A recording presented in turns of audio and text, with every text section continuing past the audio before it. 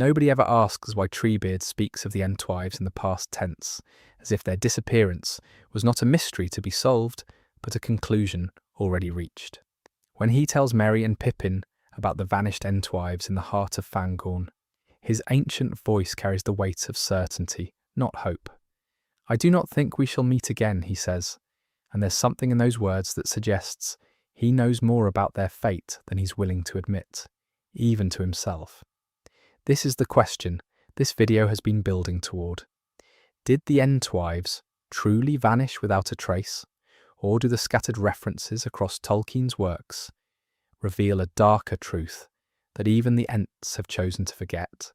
Because when you follow the breadcrumbs through The Lord of the Rings, the Silmarillion, and Tolkien's letters, a pattern emerges that transforms this seemingly gentle tale of separation into something far more profound about the nature of lost memory and the price of civilization itself. Let me take you back to the beginning to understand what we're really dealing with here. The Ents awakened in the elder days when the world was young, and the elves first taught them speech. But the Entwives were not merely female Ents, they were something fundamentally different in temperament and purpose. While the Ents tended the wild forests, loving trees for their own sake, the Entwivers were drawn to cultivation, to gardens, to the ordered beauty of growing things under careful guidance. This wasn't just a difference in gardening philosophy. This was a split that went to the very heart of how they understood their relationship with the natural world. Picture this. In the great gardens east of the Anduin, before the shadow fell and the lands were broken, the Entwives created something unprecedented in Middle-earth. Not the wild majesty of Fangorn or the timeless beauty of Lothlorien, but ordered groves where every tree knew its place, where fruit grew heavy and grain stood in perfect rows. The books never record it, but here is what we know. The Entwives didn't just tend plants, they taught them. They spoke to the smaller growing things, the grasses and herbs and vegetables, with the same deep speech the Ents used for trees. They were creating a new kind of nature, one that bridged the gap between wild and tame. And people loved them for it. This is the detail everyone misses when they focus on the romantic tragedy of separated couples. The Entwives weren't just gardening in isolation, they were teaching men the secrets of agriculture.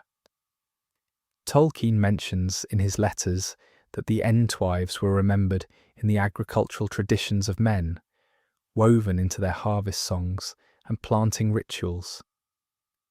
They were becoming something unprecedented, nature spirits who chose to work with civilization rather than apart from it. But then came the War of the Last Alliance, and everything changed. The gardens east of Anduin were devastated, burned and trampled under the feet of armies. When the Ents came looking for their wives after the war, they found only scorched earth and silence. The standard interpretation is that the Entwives were casualties of war, killed or driven away when their gardens were destroyed. But there's something that doesn't quite fit about this explanation, something that becomes clear when you look at how Tolkien handles loss and memory elsewhere in his works. Consider how other vanished peoples are remembered in Middle-earth. The dwarves of Khazad-dûm left ruins and tombs. The Númenóreans left cities and roads. Even the elves, when they depart, leave behind malon trees and crystal phials and songs that linger in the wind. But the Entwives left nothing except memory, and even that memory grows dim. Treebeard can barely recall their faces, Sam Gamgee his old tales that might be about them, but they've become folklore, legend, something that might never have existed at all. This is the first hint that something more complex happened than simple destruction. Because Tolkien understood that even in catastrophe, something always remains. The Entwives didn't just die, they were erased systematically and completely, in a way that suggests deliberate choice, rather than mere misfortune. Maybe the truth is hiding in plain sight, In the very songs Treebeard sings about the separation, he speaks of the Entwives seeking richer lands and better gardens, but there's an undercurrent of something else in his words, not just geographic longing, but philosophical divergence. The Entwives weren't just looking for better soil, they were looking for a different way of being in the world, one that the Ents couldn't follow or perhaps couldn't understand. The books never record it, but here's what the evidence suggests. The Entwives made a choice. When the war of the last alliance swept across their gardens, when they saw their ordered groves burning and their careful work reduced to ash, they faced a decision that went to the heart of their nature. They could retreat with the Ents into the deep forests, abandoning their dream of bridging wild and tame, or they could go deeper into the world of men, becoming something new entirely. Picture this moment of decision. The smoke still rising from their ruined gardens, the Entwives gathering in the ashes of their great work. Some voices calling for retreat to Fangorn's safety, others arguing for something unprecedented, integration with the world of men, not as shepherds of the wild, but as guardians of cultivation itself. The debate would have split them, not just from the Ents, but from each other. Those who chose integration would have scattered, taking different paths into the growing world of men. Some might have gone west to the Shire's green hills, teaching the hobbits the deep secrets of growing things, explaining why hobbit gardens are so unnaturally productive, why their crops never seem to fail. Others might have travelled south to Gondor, becoming the nameless wise women who taught the art of the white trees tending, ensuring that Nimloth's line would survive even in the darkest years. But here's where the story becomes something more than migration. It becomes transformation. Because the Entwives who chose this path would have had to give up something essential about themselves. They couldn't remain Entwives and live among men. The deep speech, the tree-like longevity, the connection to the music of creation itself, all of this would have had to be surrendered, gradually, over generations, until they became something new. Not Ents, not men, but something in between, their nature slowly bleeding away into the world they chose to serve. This is why Treebeard speaks of them in the past tense, not because they died, but because they chose to stop being what they were. They transformed themselves so completely that even if he met their descendants, he wouldn't recognize them. The Entwives didn't vanish. They dissolved, spreading their essence through the agricultural traditions of Middle-earth, like seeds scattered on fertile ground. And maybe some chose a different path entirely, one that explains the deeper sadness in Treebeard's voice. Maybe some of the Entwives, faced with the destruction of their life's work, chose not transformation, but withdrawal so complete it amounted to a kind of death. Not the violent death of war, but the quiet death of despair, the slow fading that comes when the thing you were made to do becomes impossible. The Silmarillion speaks of the music of creation, how all things have their part to play in the great theme. But what happens when your part of the song becomes discordant with the world as it is?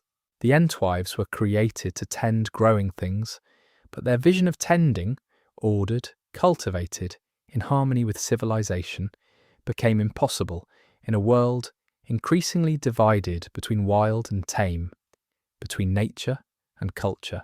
So some might have simply stopped, not died in any way men would understand, but ceased to be what they were, their life force slowly returning to the earth they could no longer tend. This would explain the complete absence of remains, the way they seem to have dissolved into memory and legend. They didn't leave bodies because they didn't die in any conventional sense. They unmade themselves, choosing silence over a song they could no longer sing. This interpretation transforms Treebeard's certainty from mere pessimism into something deeper, the recognition of a choice so final that it cannot be undone. He doesn't search for the Entwives because he understands, on some level, that they chose their fate, whether through transformation into something unrecognizable or dissolution into the earth itself. They decided their own ending. But there's one more possibility, one that emerges when you consider Tolkien's letters about the deeper meanings of his work. He wrote that the tale of the Ents and Entwives reflected the real-world tension between conservation and cultivation, between preserving the wild and feeding civilization.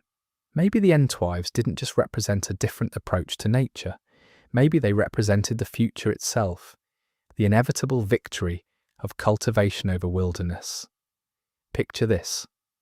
The Entwives saw something the Ents refused to acknowledge. They saw that Middle-earth was changing, that the age of men was coming, and that the old ways of tending the wild forests would not survive. Their turn toward cultivation wasn't abandonment of their nature. It was evolution, adaptation to a world that would increasingly need managed nature rather than wild nature. From this perspective, their disappearance becomes not tragedy, but prophecy fulfilled. They didn't vanish. They became the future. Every garden in the Shire, every orchard in Gondor, every carefully tended field across Middle-earth carries their influence. They transform themselves into the very thing they saw the world needed. Not tree shepherds, but civilization shepherds, tending the growing things that would feed the age of men. The sadness in Treebeard's voice isn't just for lost love, it's for a road not taken, a future he couldn't embrace. The Ents chose to remain themselves, preserving their nature at the cost of relevance. The Entwives chose relevance at the cost of their nature. Both choices carried a price too heavy to bear easily. And perhaps this is why, in the end, both the Ents and the Entwives are fading from Middle-earth. The Ents because they refuse to change, becoming living monuments to a world that no longer exists. The Entwives because they changed too completely, dissolving into the very civilization they chose to serve. Two paths to the same destination. Irrelevance in a world that has moved beyond the need for tree shepherds entirely. The question this video has been building toward, whether the Entwives truly vanished or met some other fate, may have an answer more complex than simple disappearance. They may have chosen their own ending, whether through transformation, dissolution, or evolution into something the world needed more than tree shepherds. In the deep places of Fangorn, where the trees still whisper the old songs, maybe Treebeard knows this truth and speaks of the Entwives. In the past tense, not from ignorance, but from understanding too complete to bear. The weight of this understanding changes everything we thought we knew about the Ents' decline. In the Two Towers, when Merry and Pippin ask about having little Ents, Treebeard's response carries layers we might have missed. He speaks of how the Entwives would know what to do with the growing things, how they would make the little ones learn quicker. But maybe his sadness isn't just about absent partners. Maybe it's about a fundamental incompatibility between what the Ents are and what the world needs them to become. Consider the deeper implications of this divide. The Ents, in their commitment to the wild forests, became guardians of a world that was already ending. Every tree they tended, every grove they protected, every ancient wood they shepherded was a rearguard action against the inevitable. The Entwives, in choosing cultivation, aligned themselves with the future, but in doing so, they may have sacrificed the very wildness that made them what they were. This creates a paradox that Tolkien, master of such paradoxes, would have appreciated. The Entwives' choice to embrace cultivation might have been both salvation and destruction. Salvation because it allowed them to remain relevant in the changing world. Destruction because it transformed them beyond recognition. They became so integrated into the cultivated landscape of Middle-earth that they ceased to exist as a separate people. Not death, but complete absorption into the thing they chose to serve. Picture this. In the gardens of Numenor, before the island's fall, there were groundskeepers whose knowledge of growing things surpassed all others. They could make any plant thrive, could coax fruit from barren soil, could turn wilderness into paradise. The chronicles never name them, but their work spoke for itself. When Numenor fell, maybe some escaped eastward, carrying their knowledge to the mainland. Maybe they settled in the fertile lands between the misty mountains and the great river, teaching the race of men the secrets of cultivation that would sustain them through the ages to come. The books never record such a migration, but we know the Entwives were skilled beyond measure in the arts of agriculture. We know they disappeared sometime during the Second Age, the same age that saw Numenor's rise and fall.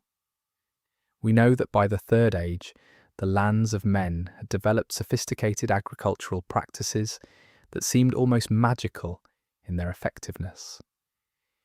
The Shire's abundance, Rohan's golden fields, Gondor's terraced gardens, all of this suggests knowledge passed down through generations, knowledge that might have originated with beings who understood growing things in ways no mere mortal could. But this theory, compelling as it might be, still leaves us grappling with the central mystery. If the Entwives did integrate so completely into human civilization, why do the Ents speak of them as lost? Why does Treebeard's voice carry such weight of finality when he remembers them? Maybe because from the Ents' perspective, integration was indistinguishable from death. The Entwives who chose cultivation ceased to be Entwives in any meaningful sense. They became something else: teachers, guardians, spirits of the growing fields. But they were no longer the tree shepherds who had once walked beside their husbands through the forests of the elder days. This interpretation finds support in Tolkien's broader themes about the price of survival in a changing world. Throughout his work, characters face the choice between preserving their essential nature and adapting to new circumstances. The elves choose preservation and face fading. The dwarves choose adaptation and risk losing their connection to their creator's purpose. Men choose change and accept the gift of mortality that comes with it. The Ents and Entwives simply chose different responses to the same fundamental challenge.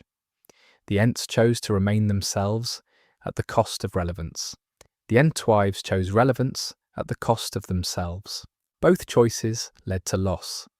The loss of partnership, the loss of future generations, the loss of the unified purpose that had once made them guardians of all growing things, wild and cultivated alike. In Unfinished Tales we find hints that this division was not sudden but gradual. The Entwives' migration to their gardens was not flight but slow drift, a growing apart that neither side fully understood until it was complete. They didn't abandon each other. They evolved in different directions until they could no longer recognize what they had once shared. This gradual separation might explain why the search for the Entwives has proven so fruitless. The Ents keep looking for what the Entwives were, not what they became. They search for tree shepherds in a world where the Entwives may have transformed into something entirely different, spirits of cultivation so integrated into the agricultural landscape that they exist everywhere and nowhere, in every successful harvest and thriving garden, but never again as the distinct beings they once were. The true tragedy isn't that the Entwives vanished, it's that they succeeded too well in their chosen path. They became so essential to the cultivated world that they dissolved into it, leaving no trace of their individual existence but fingerprints on every growing thing that feeds the races of Middle-earth.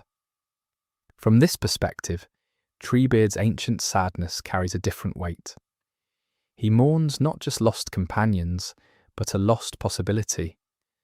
The possibility of finding a middle path between wild preservation and complete integration. He represents the road of unchanging faithfulness to original purpose. The Entwives represent the road of transformation in service to a greater need. Neither road led to happiness, but both led to a kind of immortality. The Ents, as living memories of the wild world, the Entwives as invisible foundations of the cultivated one. And maybe, in the end, this is what Tolkien intended us to understand. about the relationship between nature and civilization. Not that one must triumph over the other, but that both exact a price from those who serve them completely.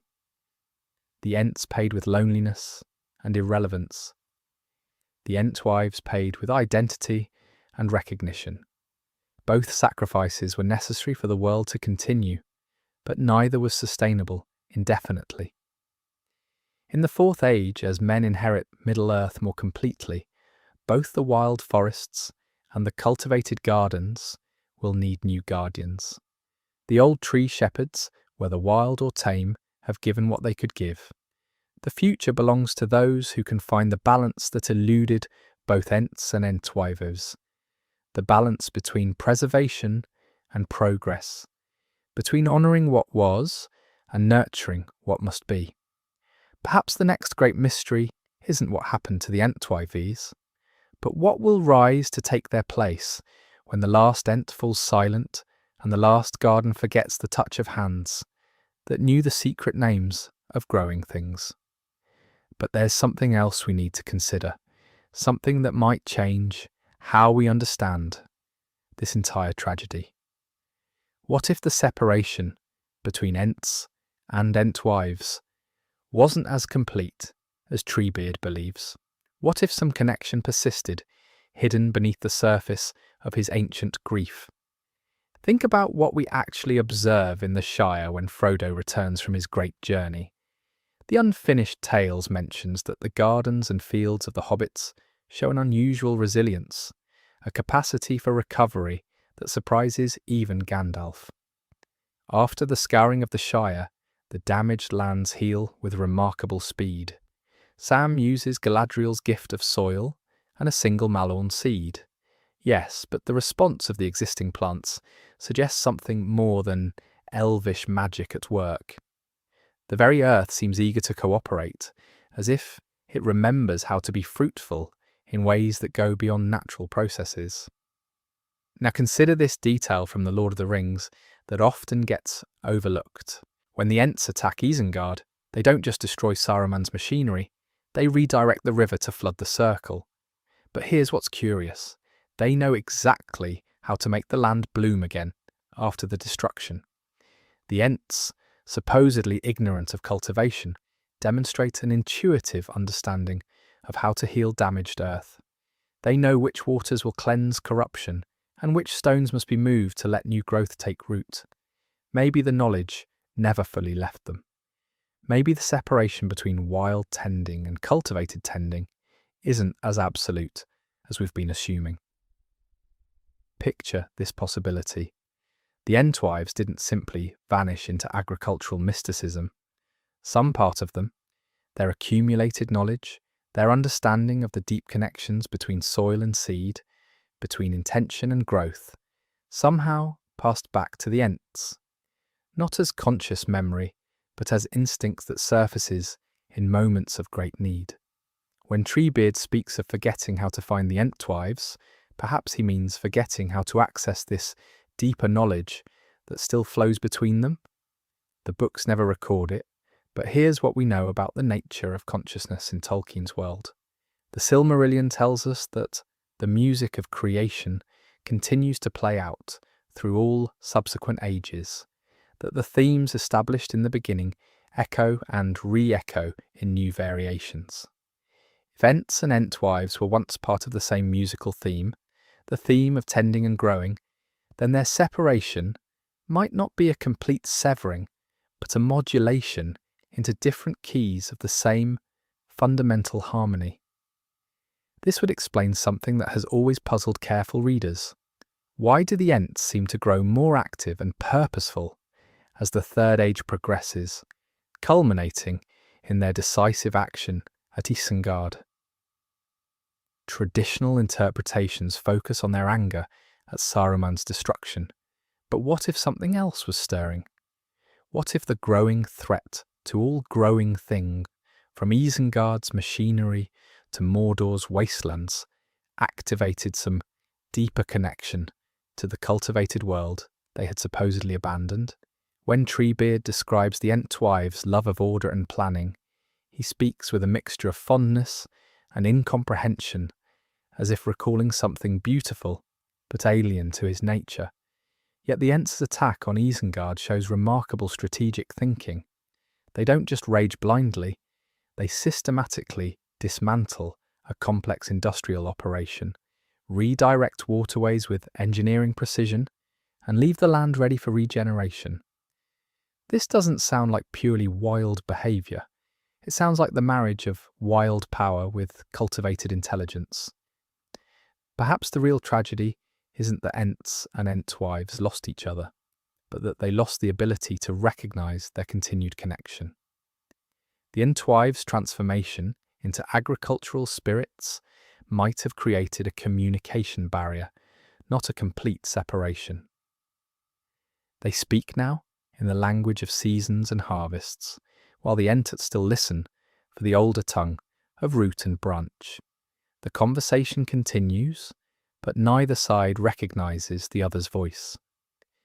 This interpretation casts Treebeard's sadness in a different light.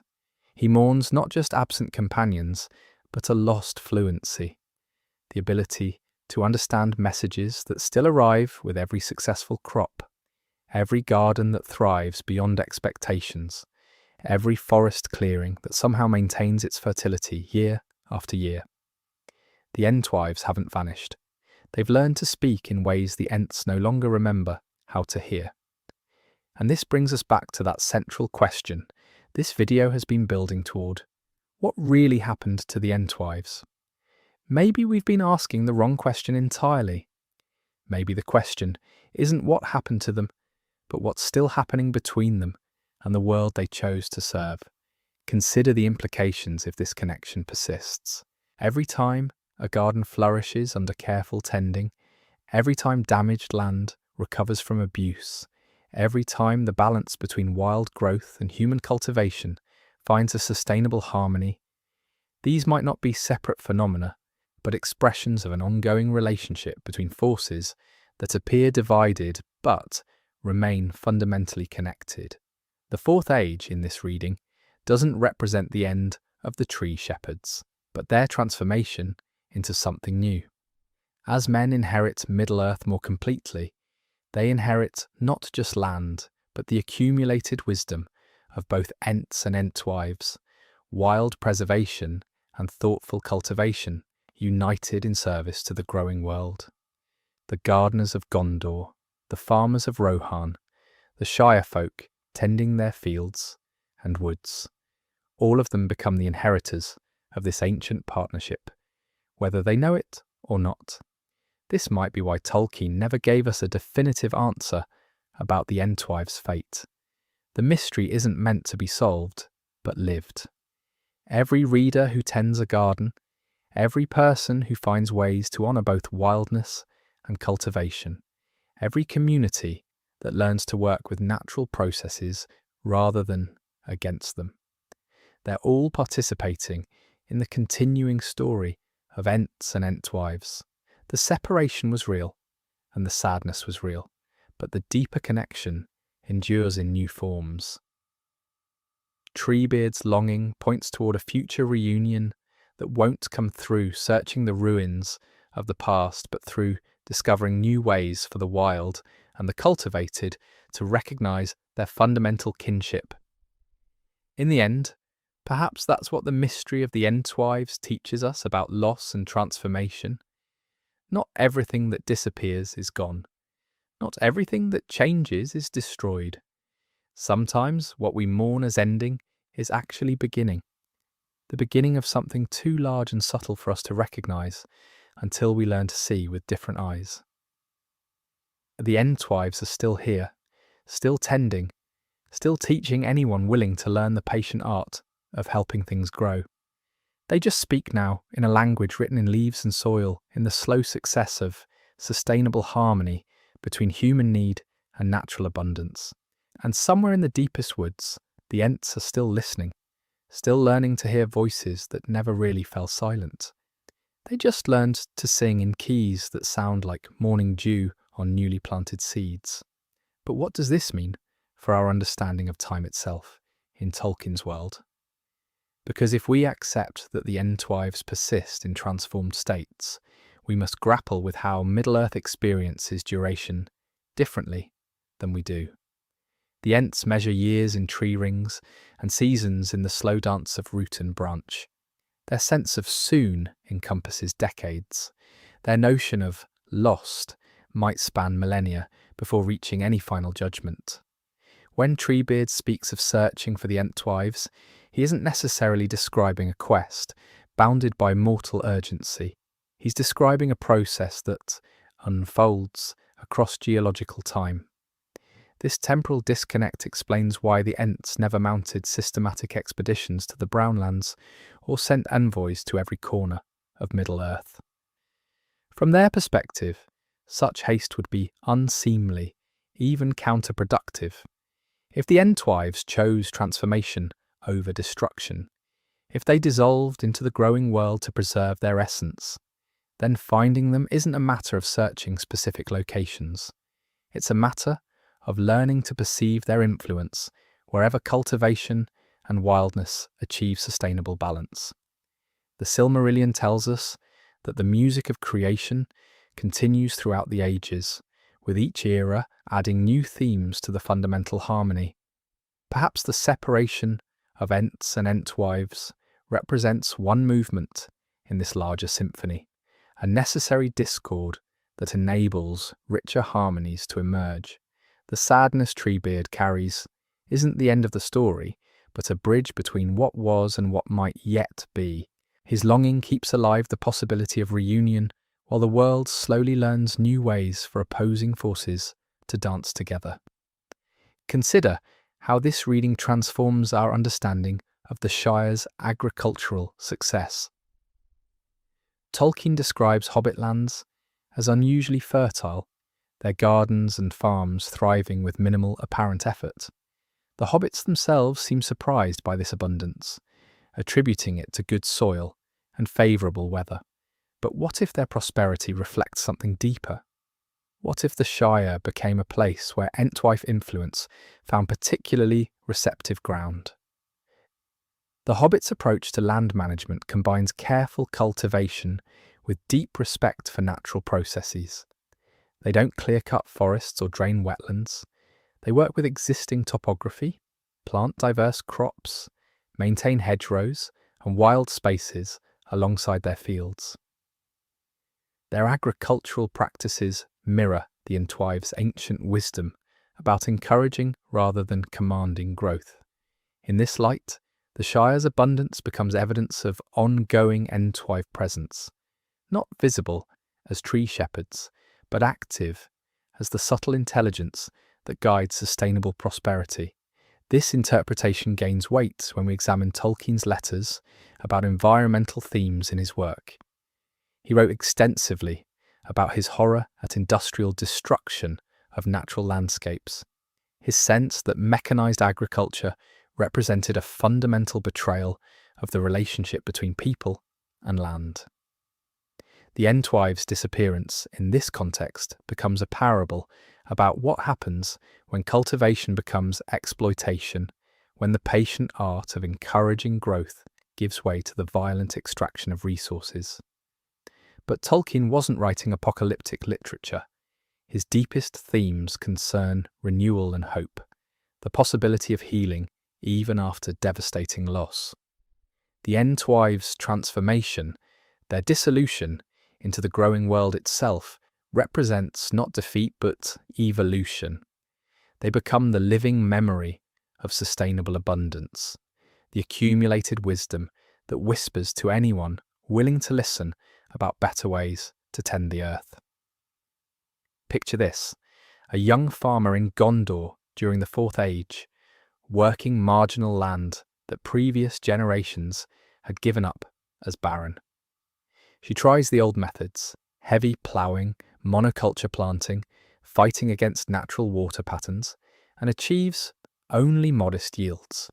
But gradually, through observation and intuition she can't quite explain, she begins experimenting with different approaches. She plants diverse crops that support each other's growth. She works with existing drainage patterns instead of against them. She leaves strips of wild vegetation to provide habitat for beneficial insects and birds. The books never record such a scene, but here's what we know. Her yields improve dramatically. The soil becomes richer year by year. Neighbouring farmers begin adopting her methods. Within a generation, the region transforms from marginal farmland to abundant gardens that feed cities while supporting thriving wildlife populations. The farmer herself might attribute this success to careful observation and good fortune. But students of deeper lore might recognise the signature of ancient wisdom, the patient intelligence of those who understood that cultivation means partnership, not domination. This is how the Entwives return without returning, how they remain present through apparent absence. Every successful experiment in regenerative agriculture becomes a form of communication with their transformed consciousness. Every garden that thrives through working with natural processes rather than against them becomes a small reunion between the wild and the cultivated. The philosophical implications ripple outward from agriculture into broader questions about loss and continuity. Tolkien's world operates according to principles of deep time and patient hope that challenge our assumptions about permanence and change. The rings of power preserve their bearers unchanged across centuries, but this preservation ultimately proves sterile. True continuity comes through transformation. The way rivers remain rivers while their water constantly flows onward. The way forests remain forests while individual trees live and die, and new trees take their place. The Entwives' fate embodies this deeper principle. They don't survive by remaining unchanged, but by changing so completely that their essence integrates with the growing world itself. Their individual consciousness dissolves, but their accumulated wisdom becomes part of the intelligence that guides sustainable abundance wherever it emerges. This isn't death in any final sense, it's metamorphosis into a more diffuse but potentially more influential form of existence. Treebeard's longing, viewed from this perspective, becomes both deeply personal and cosmically significant. On the personal level, he mourns the loss of companions who shared his specific form of consciousness, beings he could speak with in the ancient language of tree shepherds. This loss is real and irreversible. The Entwives, as he knew them, are gone forever. But on the cosmic level, his longing serves as a bridge between past and future, keeping alive the possibility of new forms of partnership between preservation and cultivation. The question this video has been building toward, where did the Entwives go, resolves into recognition that they went everywhere. They became part of the fundamental intelligence that makes sustainable abundance possible. They dissolved into the growing world not as a retreat from relationship, but as the deepest possible form of relationship, one that transcends individual consciousness to become part of the living wisdom that guides all healthy growth. This reading suggests that the Fourth Age represents not the twilight of magic, but its integration into everyday life. The spectacular interventions of earlier ages end attacks on Isengard, the awakening of the Huorns. The great councils in Fangorn give way to quieter but more pervasive influence. Magic becomes the patient intelligence behind every thriving garden, the accumulated wisdom that helps communities find sustainable ways to meet their needs while supporting the health of the larger living world. And perhaps that's the deepest teaching embedded in the mystery of the Entwives, that the most profound transformations often look like disappearances to those who expect change to announce itself dramatically. The Entwives didn't vanish. They became so thoroughly integrated with the processes they had always served that distinguishing their influence from the natural intelligence of the growing world itself became impossible. They achieved the ultimate success of any teacher, making themselves unnecessary by ensuring their wisdom lives on in new forms. in the deepest places where cultivation and wildness still dance together. Their voices continue, not as separate beings calling across empty landscapes, but as the living harmony that emerges when growth is guided by patience, wisdom, and love. But this integration carries implications that extend far beyond the Entwives themselves. If their consciousness has indeed dissolved into the fundamental intelligence of growth, then every act of cultivation in Middle-earth potentially becomes a form of communion with their transformed presence. The gardens of Hobbiton, the Malorn groves of Lothlorien, even the careful tending of the White Tree in Minas Tirith, all of these represent moments where the ancient wisdom of the Entwives might manifest through mortal hands. Consider what this means for understanding the deeper currents of the Fourth Age. Tolkien wrote in his letters that he envisioned this era as one where the dominion of men would be established. But dominion need not mean domination. If the Entwives' wisdom has become accessible to those who approach cultivation with proper reverence, then human dominion could evolve into something unprecedented, a form of stewardship informed by the accumulated intelligence of ages. The tragedy and the hope interweave here in ways that reveal the complexity of Tolkien's vision. The loss that Treebeard mourns is genuine. The specific companionship, the shared language, the ability to walk together through forests discussing the deep matters of tree shepherding. These forms of relationship have ended, and no amount of philosophical interpretation can restore them. But from this genuine loss, new possibilities emerge that honour what was lost while transcending its limitations. Picture the gardens of the Shire in the years following the War of the Ring. Sam Gamgee, having glimpsed the Malon of Lothlorien and received the gift of Galadriel's soil, tends his plots with an attention that goes beyond mere technique. The books never record his inner experience during these moments, but here is what we know. His success in healing the damage wrought by the scouring suggests access to wisdom that transcends anything he could have learned from books or instruction alone. When he plants the malon that will grow to unprecedented beauty, when he guides the restoration of gardens throughout the Shire, he works with an intelligence that seems to flow through him rather than from him. Maybe this is how the Entwives' transformation manifests in the Fourth Age, not through dramatic revelations, but through the quiet enhancement of every genuine act of cultivation. The miller's daughter, who knows instinctively which grains will thrive in changing soil conditions. The forester, who can sense which trees need thinning and which need protection. The herb woman, whose garden produces remedies of unusual potency. All of these might be touching the diffused consciousness that once walked as Entwives. This interpretation suggests a profound shift in the nature of wisdom itself. In the elder days, knowledge was often concentrated in specific beings, the Valar, the great elves, the Istari. Power flowed through clear hierarchies, and wisdom was preserved in libraries, songs, and the memories of the long-lived. But the disappearance of the Entwives might represent the beginning of a different model. Wisdom becoming distributed, accessible, not through study or inheritance, but through genuine relationship with the living world.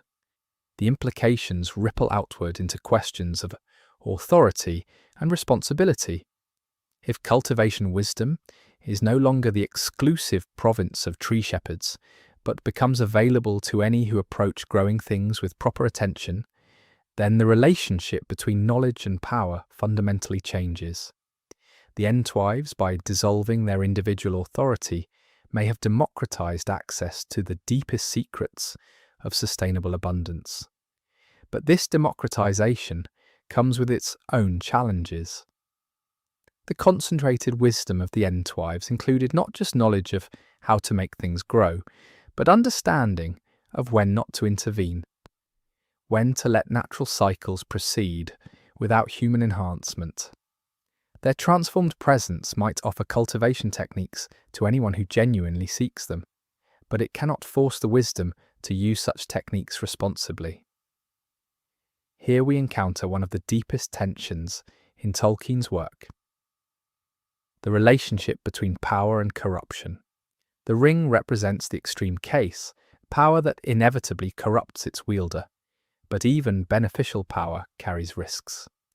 The Entwives' dissolution might be understood as their solution to this dilemma. By making their wisdom available rather than controlled, they avoid the trap of becoming gatekeepers whose authority could calcify into domination. Yet this solution creates new vulnerabilities. Cultivation knowledge, accessed without the patience and reverence that the Entwives embodied over millennia, could easily become another form of exploitation. The Fourth Age in this reading represents not just the inheritance of Entwife wisdom, but a test of whether mortal beings can receive such wisdom without corrupting it. The geographic implications of this transformation deserve careful consideration. If the Entwives have dissolved into the intelligence of growth itself, then their influence would not be evenly distributed across Middle-earth. Places where cultivation and wildness have maintained their ancient partnership, the Shire, the Gardens of Rivendell, perhaps certain hidden valleys in Rohan or Gondor, might become focal points where their wisdom remains most accessible.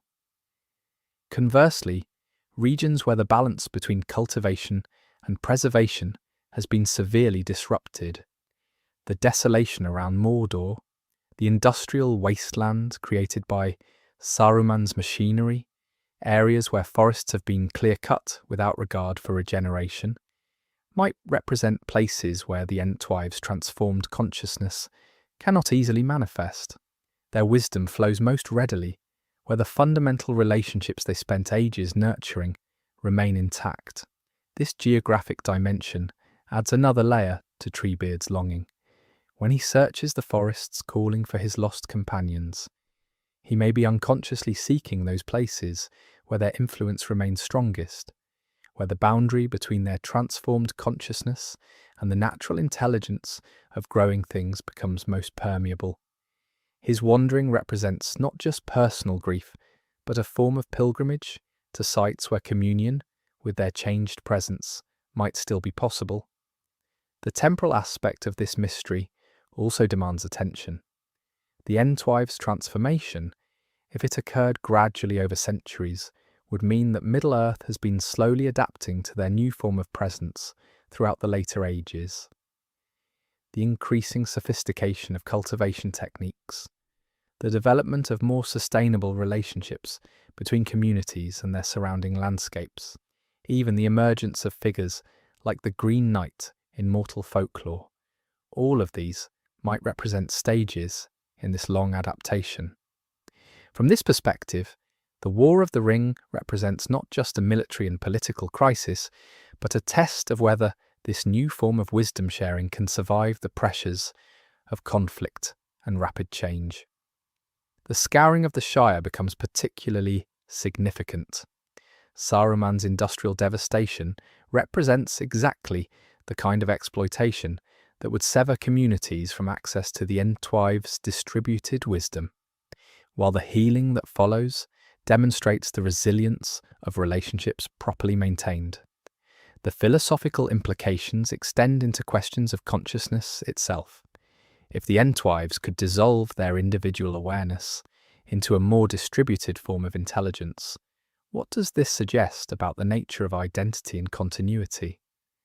Their transformation challenges the assumption that consciousness must be bounded by individual bodies or even individual species. This reading opens possibilities that extend far beyond Middle-earth into questions that touch the deepest concerns of our own relationship with the natural world. The Entwives' choice to dissolve into the intelligence of growth rather than maintain their separate existence suggests a form of wisdom that transcends the individual versus collective dichotomy that dominates so much political and philosophical thinking. They achieved something unprecedented, a form of sacrifice that was simultaneously a form of fulfillment. a loss of individual identity that enabled the preservation and expansion of everything they had worked to protect. Their longing for a union with the Ents becomes, in this light, not a desire to return to old forms, but an invitation for the Ents to discover new ways of participating in the ongoing dance between cultivation and wildness. And perhaps that invitation extends beyond the Ents to every being who tends growing things with reverence and attention.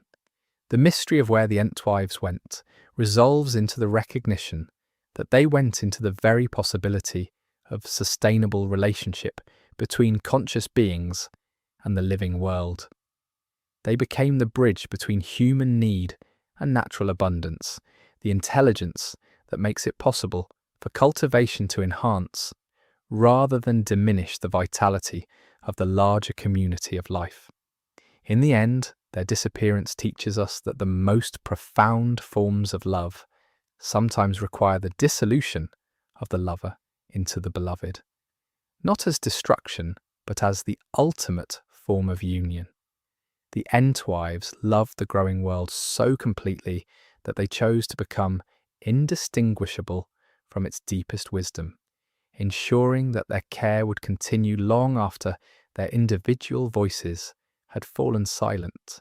Their song continues in every garden where patience guides the gardener's hand, in every forest where cutting serves regeneration, in every moment when human intelligence aligns itself with the older wisdom of the earth.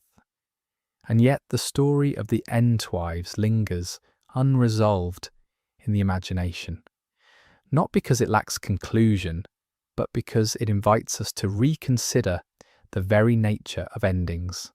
Their fate is not a tragedy, but a transformation, a reminder that disappearance does not always mean loss. In the same way, their absence from the narrative of The Lord of the Rings is not an oversight, but a deliberate choice by Tolkien, a storyteller who understood that some mysteries are best left unanswered, not because they lack answers, but because their answers lie beyond the reach of words. The Entwives story is not one of failure or defeat, but of a profound reorientation, a shift from individual agency to collective flourishing, from visible presence to invisible influence. This raises a deeper question.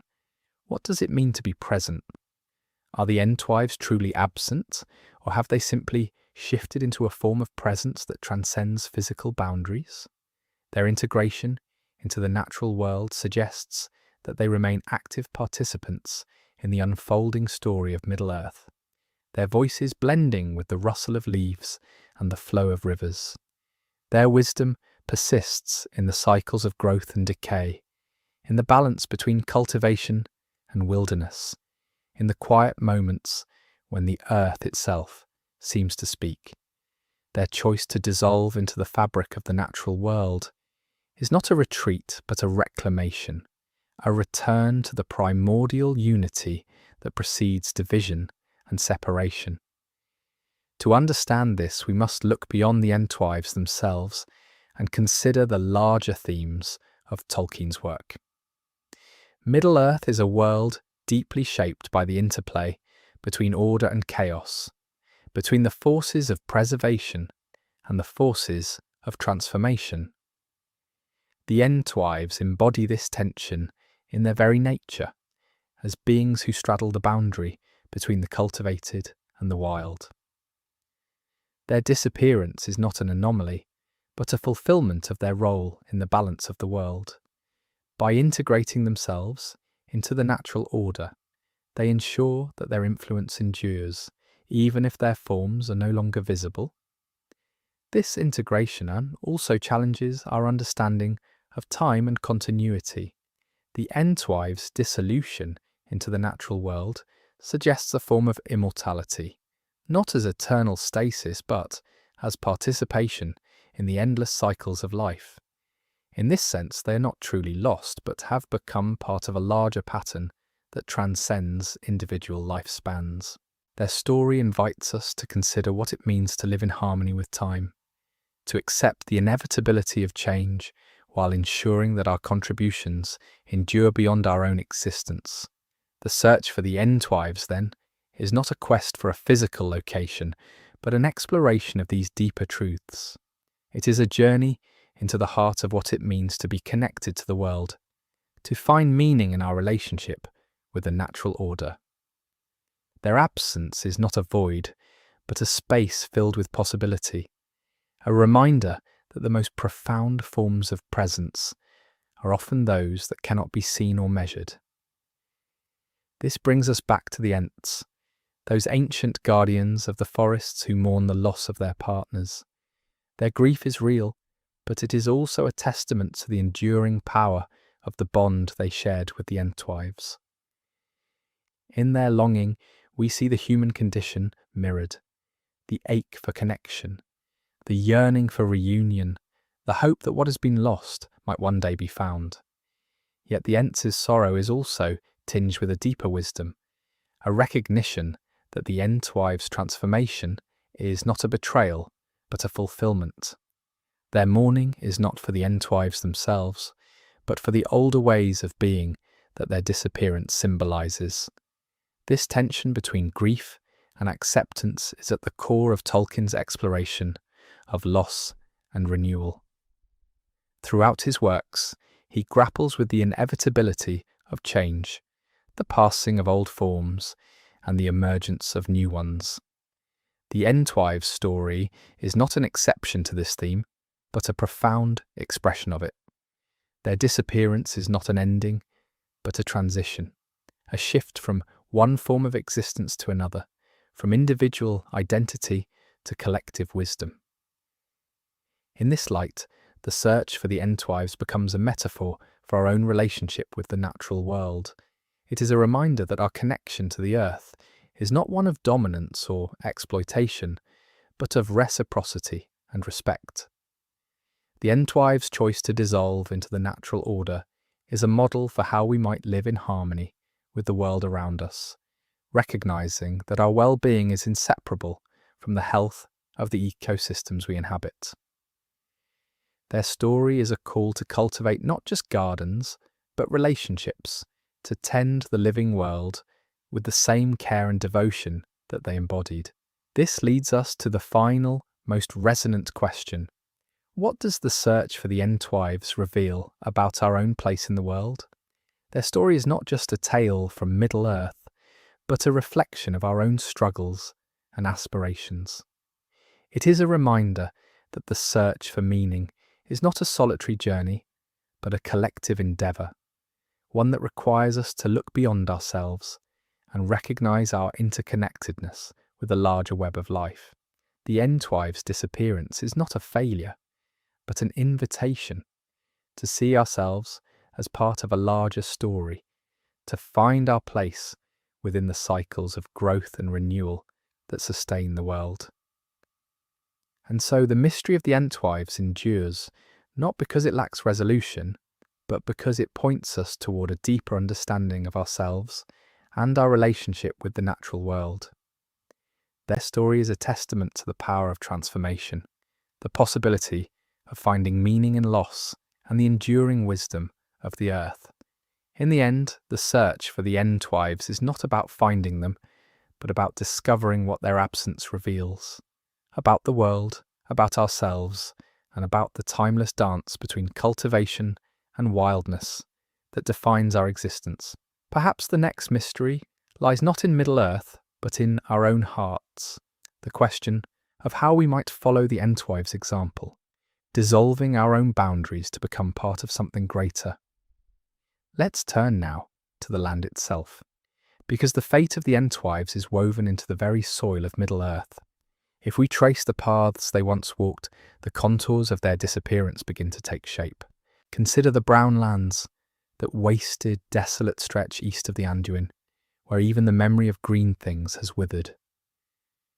The Lord of the Rings tells us this was once the gardens of the Entwives, their most beloved work.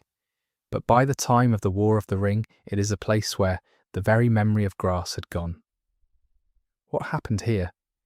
The books never say outright, but the clues are buried in the margins. Picture this. The Entwives did not flee. They stood their ground. When Sauron's shadow stretched across the land in the Second Age, his armies would have swept through this fertile region, not just trampling, but burning. The Entwives, rooted in their gardens, would have fought to protect them. Tolkien's letters hint at this. Their fate, he wrote, was sad, not heroic. Not heroic, because they did not ride to war like the Ents of Fangorn. They held fast to what they loved, and were consumed by fire. Their defeat was so total that even the land itself forgot them, but the earth remembers in ways we do not. Look deeper into the text and you'll find the Entwives' legacy in unexpected places. The Shire, for instance, its lush hedgerows, its meticulously tended fields. Doesn't that sound like the work of hands that understood growing things?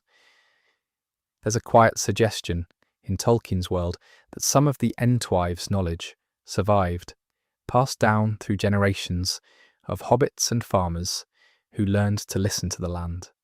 Perhaps the Shire's prosperity is their echo. And then there are the Huorns, those half-awake trees that move with silent purpose. Could they be descendants of Entwives who, in their final moments, chose to merge completely with the forests they tended? The Huorns are neither Ent nor tree, but something in between. Could this be the fate of some Entwives? Not dead, but changed, their consciousness dispersed into the roots and branches of the world? The question this video has been building toward is not just where the Entwives went, but what they became. And the answer may be that they never truly left. They are the whisper in the wheat fields of Rohan, the patience of the orchards in Ithilien, the stubborn resilience of a single sapling pushing through cracked stone. They are the memory of growth in a world that keeps forgetting. So when Treebeard sings his lament, when spring unfolds the beechen leaf and sap is in the bough, he is not just mourning a loss, he is speaking to a presence. The Entwives are gone as they once were, but their essence lingers in every cultivated field, every tended grove, every place where someone kneels in the dirt and plants a seed with hope. Their story is not one of extinction, but of transformation, a merging with the cycles they cherished. And if that's true, then the real mystery isn't where to find them. It's whether we've forgotten how to see them. But let's linger a moment longer on those Huorns, those shadowy, sentient trees that move with such eerie purpose during the Battle of Helm's Deep. Tolkien never explicitly connects them to the Entwives, but consider this. When the Ents march to war, the Huorns follow.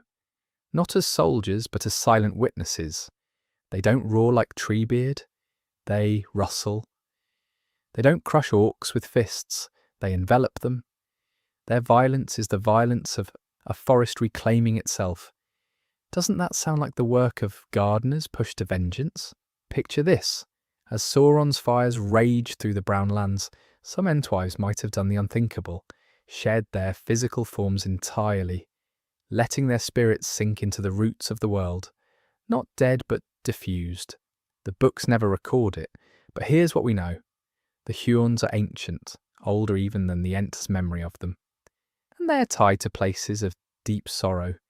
The old forest, the edges of Fangorn, places where the land itself seems to remember. And then there's the matter of Goldberry. Tom Bombadil's wife, the river daughter, is often dismissed as an enigma. But what if she's a clue? Tolkien wrote that she represents the seasonal spirit of the land's fertility. Sound familiar? The Entwives too were tied to cycles, harvests, plantings, the turn of seasons.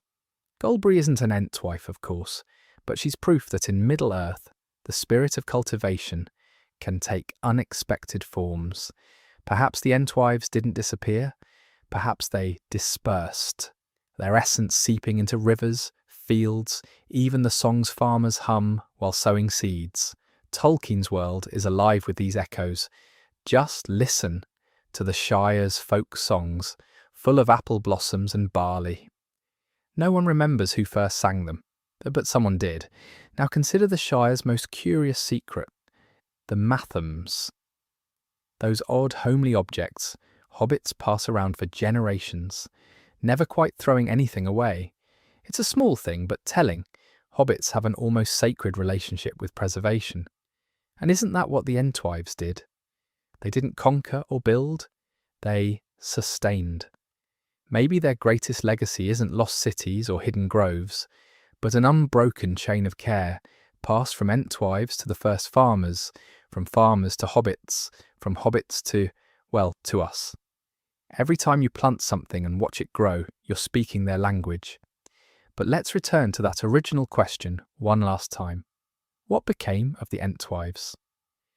The answer is written in the things Middle-earth doesn't say outright, in the way Fangorn Forest goes quiet when Treebeard sings of them, in the way Sam Gamgee's hands instinctively know the soil, in the way even the most battle-scarred land, like Ithilien, can heal when someone tends it with patience. The Entwives didn't vanish. They became the quiet pulse of life that underpins everything. They're the reason grass still grows over the graves of orcs. And perhaps that's the most fitting end for their story. Not a dramatic reunion with the Ents, but something subtler. A truth hidden in plain sight. That growth outlasts war. That the hands which plant are just as vital as the hands which fight. The Entwives are gone, yes, but walk through any meadow in Middle-earth, and you're walking through their work. The real search isn't about finding them. It's about recognizing they were here all along.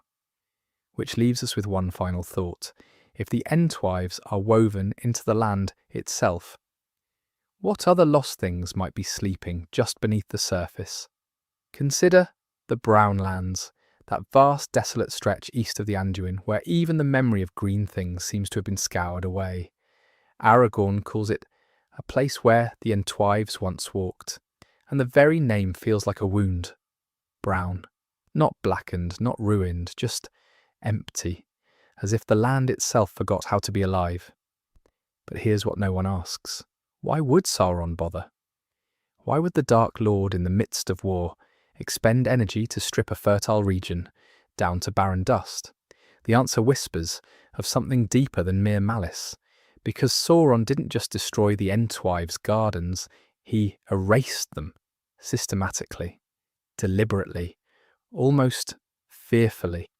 Picture this, the Second Age, when the Entwives' cultivated lands stretched lush and abundant along the Anduin. Their orchards were legend, their fields so rich that men and elves alike travelled far to trade for their harvests. Then came the War of the Last Alliance and Sauron's armies marching north.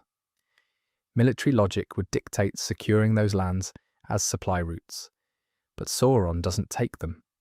He burns them. Not just the crops, but the very soil. The Silmarillion tells us he devastated all the fair things in his path. Yet this feels different. This feels personal. Maybe because the Entwives represented something Sauron could never comprehend. Creation without domination. They didn't force the earth to obey, they persuaded it. And for a being like Sauron, whose power relied on bending the world to his will, their existence was a quiet rebellion. The unfinished tales hint that the Entwives' gardens were places of peace and plenty, where even wild things grew orderly without chains. That's the antithesis of Mordor's industrialized horror, where the very air is enslaved. So of course Sauron couldn't allow it to endure. Of course he salted the earth. But here's the twist. The Entwives' legacy outmaneuvered him. Because while Sauron was fixated on their lands, he missed their lessons. The Shire's farmers, the men of Rohan singing as they sow, even the elves of Lothlorien with their melon, all carry fragments of the Entwives' wisdom. Tolkien's letters reveal he saw agriculture as a sacred act, a small echo of the Ainu's original music. That's why the Brownlands are so haunting. They're not just a graveyard, They're a monument to Sauron's failure. He could kill the gardeners, but not the seed. Now let's circle back to Fangorn. Treebeard's grief is palpable, but notice what he doesn't say.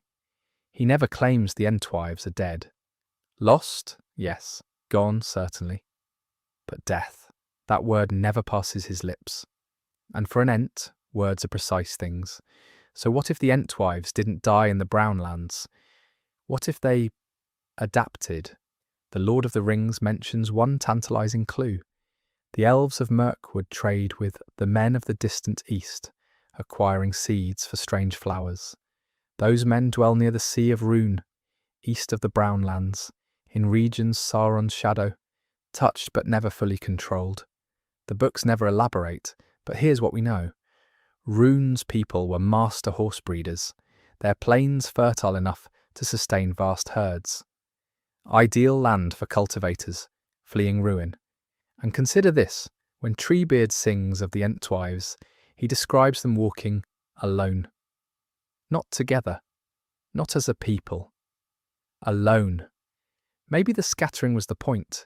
If the Entwives had gathered in one refuge, Sauron would have crushed them. But dispersed, they became impossible to eradicate. A single Entwife could teach a village how to coax wheat from stubborn soil. A handful might have crossed the Anduin, slipping into Gondor's folklore as green ladies who bless the harvest. Some could have gone further, south to the unexplored lands, where, as Tolkien wrote, strange creatures linger.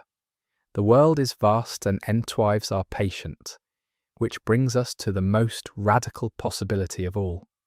The Entwives chose to fade, not to die, but to become something subtler.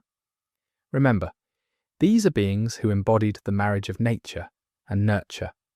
When their gardens were destroyed, perhaps they did what all wise growers do. They went to seed, their essence permeating the land, their knowledge passed hand to hand, until it was no longer theirs, but simply the way things are. There's a moment in the Two Towers that's easy to miss. When the hobbits first meet Treebeard, he mistakes them for little orcs at a glance. But Merry and Pippin don't just convince him they're not enemies. They awaken something in him. The way they speak of the Shire's trees, its seasons, its quiet rhythms, it stirs a memory. And suddenly Treebeard is singing of the Entwives with a longing that shakes the forest. That's the key. The Shire is, in its way, an Entwife's garden. Not by design, but by descent. The hobbits don't know it, but their love of growing things is a language older than their race. And when Treebeard hears it spoken, he recognises the accent. So where are the Entwives? Everywhere. In the wheat fields of Rohan, in the orchards of Bree, in the defiant lilies that push through the cracks of Osgiliath's ruins. They're in the way Sam's hands cradle soil like a sacred thing. They're in the slow, sure unfurling of a leaf after winter. Tolkien's legendarium is built on disappearances, the elves sailing west, the dwarves delving deep, the Ents fading into trees. But the Entwives' vanishing is different. They didn't leave. They transformed, and in doing so, they ensured that even in Middle-earth's darkest hour, something green would always endure. Perhaps the real mystery isn't what happened to the Entwives. It's whether we, like Treebeard, will learn to see them before the last seed is sown. After all, every garden hides its oldest truths just beneath the surface, and so we arrive at the heart of the mystery. Not just where the Entwives went, but why they went. Tolkien's legendarium is full of departures. People and peoples leaving Middle-earth for some other place, some better realm. The elves sail west to Valinor. The Númenóreans seek the Undying Lands. Even the dwarves, in their way, retreat deeper into the earth, as if to escape the surface world entirely. But the Entwives don't follow this pattern. They don't leave for some distant paradise. They don't vanish into myth or legend. Instead, they seem to dissolve into the land itself. And that raises a troubling question. Was this a choice, or was it a surrender? Let's begin with what we know. The Entwives were, above all, cultivators. Where the Ents were stewards of the wild, the Entwives shaped nature into something deliberate, something purposeful. Their gardens were not just places of beauty, but of order, a kind of harmony that required both patience and will. Tolkien describes their land, the Brown Lands, as a place of fair gardens before Sauron's war laid it waste. But even that description feels incomplete. Gardens, after all, are not static. They are alive, constantly growing, adapting, transforming. And so were the Entwives. When Sauron's armies swept across their land, burning and defiling, the Entwives faced a choice: fight or flee. But here's the thing: they were not warriors. Their strength lay in creation, not destruction. And so they did what creators do when faced with annihilation. They preserved what they could.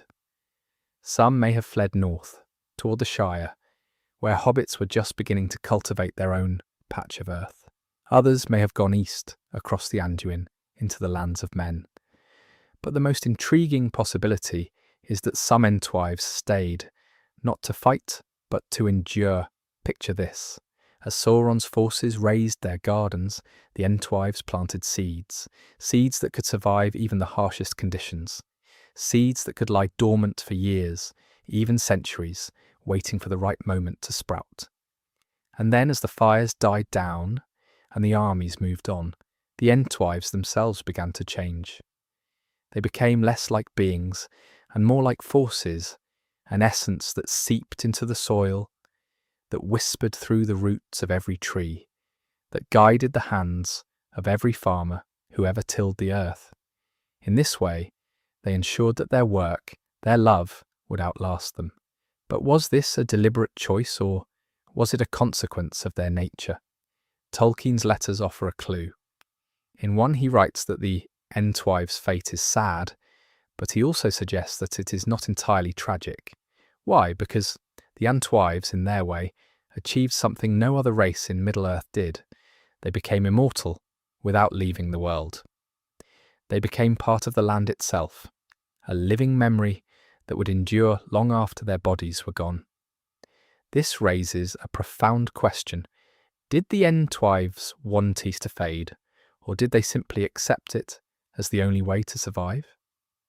To answer this, we need to understand something fundamental about the Entwives. They were not just gardeners, but teachers. Every plant they cultivated, every field they tended was a lesson, a way of showing others how to live in harmony with the earth. And when their gardens were destroyed, they continued this teaching, not through words, but through action. By becoming one with the land, they ensured that their knowledge would be passed down, not as a formal tradition, but as an instinct, a way of being. In this sense, their fading was not an end, but a transformation. They became the land, and the land became them.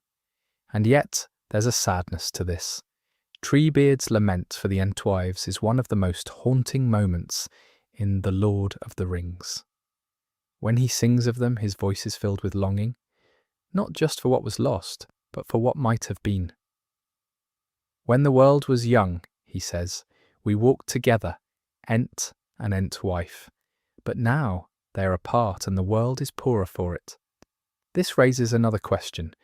Could the Entwives have returned? Could they have found their way back to the Ents, back to the forests they once shared? The answer, I think, is no. Not because they didn't want to, but because they couldn't. The Entwives had become something else, something that could no longer walk the earth as they once did. Their transformation was irreversible. And yet, in a way, they did return. Through the hobbits, through the farmers of Rohan, through every hand that ever planted a seed or tended a tree, the Entwives found a kind of reunion. Their knowledge, their spirit, lives on, not in the Ents, but in the world itself. This brings us to the philosophical core of the Entwives' story. Their fate is a mirror of Middle-earth's own transformation. As the age of elves ends and the age of men begins, the world is changing. The old ways are fading, but they are not being erased. They are being absorbed, transmuted into something new. And so it is with the Entwives. Their gardens may be gone, but their legacy endures, in the Shire's fields, in Rohan's plains, in every place where people live in harmony with the earth. And this, perhaps, is the true answer to the question we've been asking all along. What happened to the Entwives?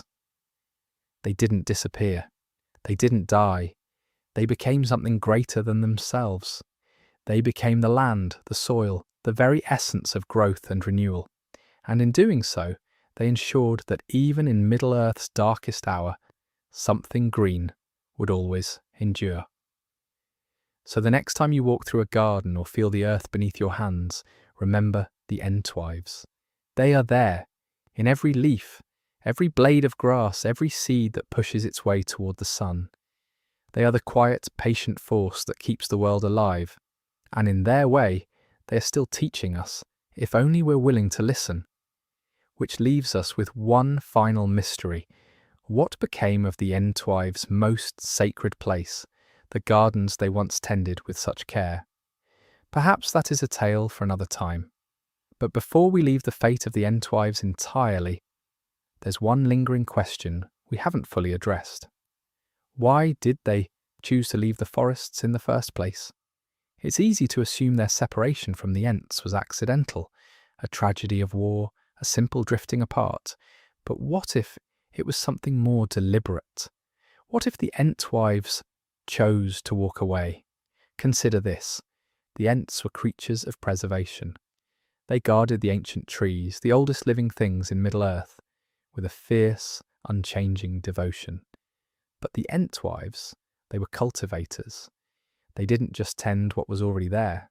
They made things grow. They planted orchards, shaped the land, worked with the seasons in a way that was dynamic, even restless. And in that difference, we might find the heart of their divide. Picture the Entwives standing at the edge of Fangorn, looking out at the open lands beyond. The Ents would never leave the forest. It was their home, their charge, their very purpose. But the Entwives, they saw fields waiting to be sown, hillsides that could blossom, valleys that could feed generations, and so they made a choice to step beyond the trees, to trade the safety of the old ways for the uncertain promise of something new. The books never record this moment, of course, but it is what we know. By the time of the War of the Last Alliance, the Entwives were already gone from the forests. They had established their gardens in the Brownlands, a fertile region between Mirkwood and the Anduin. And then, disaster. Sauron's forces swept through during the war, scouring the land, leaving it barren. The Entwives vanished. But here's the thing. Even if their gardens were destroyed, even if they were driven from their homes, why didn't they return to the Ents? Why didn't they seek refuge in Fangorn or the Old Forest? The answer, I think, lies in that original choice. The Entwives had committed to their path. To go back would have been to admit defeat, to surrender the future they had tried to build. And so, when their gardens fell, they didn't retreat. They moved forward, somewhere somehow, into the unknown. This raises another possibility. What if the Entwives didn't just disappear? What if they transformed? We know from Treebeard that the Ents themselves are fading, growing tree-ish, losing their voices. The same process could have happened to the Entwives, but in a different way. If the Ents are becoming more like trees, perhaps the Entwives became more like the earth itself, silent, patient, waiting. There's a hint of this in The Two Towers. When Treebeard speaks of the Entwives' fate, they would have liked this land, he says of the Shire. They would have set their hearts on it. Notice the past tense, would have, but also notice the certainty. They would have loved it, as if their spirit still lingers in the soil, as if they can still recognise a place of growth, even if they can no longer walk there. And this brings us to the most haunting question of all. Did the Ents ever truly search for them? Treebeard speaks of looking, of singing their names in the hope of an answer, but the search seems half-hearted, resigned. Maybe the Ents knew, deep down, that the Entwives couldn't be found in the way they once were. The world had changed too much. Yet in The Return of the King, there's a fleeting moment of hope. After the fall of Sauron, Aragorn promises that the Ents will be allowed to search for the Entwives freely in the lands of the East. But we never hear of that search. We never learn if anything came of it, unless we've been missing the evidence all along. Consider the orchards of Ithilien, reclaimed after the war, bursting with new life. Consider the fields of the Shire, richer than ever after Saruman's defeat. Even the brown lands, though still scarred, might one day heal. If the Entwives are truly part of the land now, then their presence isn't something to be found. It's something to be cultivated, to be earned. Which leaves us with this. The story of the Entwives isn't a tragedy. It's a lesson. The old world fades, yes, but it doesn't vanish. It changes. It takes root in new ways. And if we listen, if we tend the earth with the same care the Entwives once did, we might just hear their voices whispering in the wind. So perhaps the real mystery isn't where the Entwives went. It's whether we're ready to recognise them when they're right in front of us. And that is a question worth pondering long after the tale is told, which makes me wonder, what other forgotten voices might still be speaking to us from Middle-earth's past? But that, as they say, is a story for another day. The silence of the Entwives lingers like morning mist over the fields of the brown lands. Not quite absence, but something suspended, waiting to be given form again. And if we follow that thread, we start to notice something strange. The Entwives weren't just gone. They left echoes, signs, a pattern in the land itself. Take the gardens of Lothlorien. Galadriel tends them with a care that feels almost familiar. The elves have always been gardeners, yes, but there's something more beneath the surface here. In the Fellowship of the Ring, when the company first enters the Golden Wood, the air is thick with the scent of earth and blossom, yet there's no mention of gardeners at work. The trees themselves seem to cooperate, branches shifting to guide lost travellers, roots parting to clear paths. That's not just elvish magic, it's stewardship of the kind the Entwives once practiced. The elves learned from someone, and who better to teach them than the vanished masters of cultivation? Then there's the matter of the Huorns. In the Two Towers, when the Ents march to war, they carry great horns that shake the earth with their sound. But listen to Treebeard's words. We do not forget the Hornburg. The Hornburg, Helm's Deep, bears a name that predates the Rohirrim. Horn, in Old English, can mean both the instrument and the shape of the land itself, a curve of valley or hill. And the Ents' horns aren't just weapons. They're calls, songs, attempts to awaken something sleeping in the earth. When Treebeard blows his horn at Isengard, the very stones tremble. But what if that tremor isn't just force? What if it's recognition? Now let's turn to the strangest clue of all, the absence of Yavanna.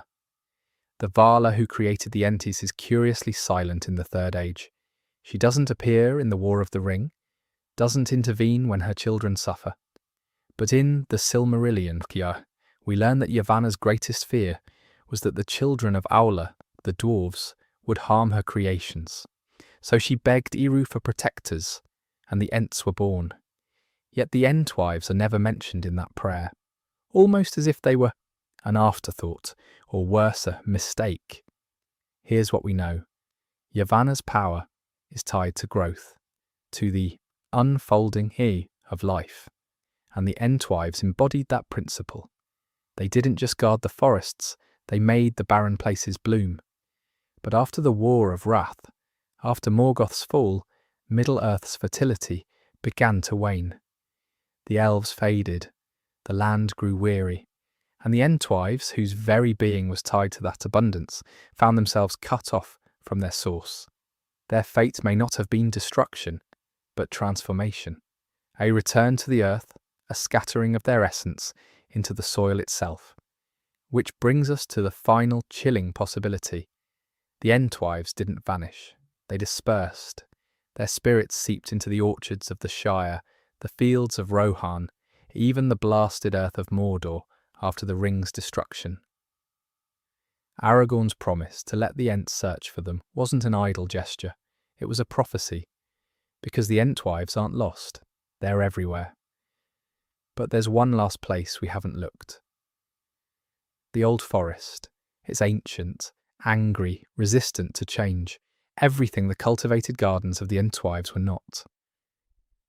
And yet, there's Old Man Willow, a tree with a voice, with malice, yes, but awareness.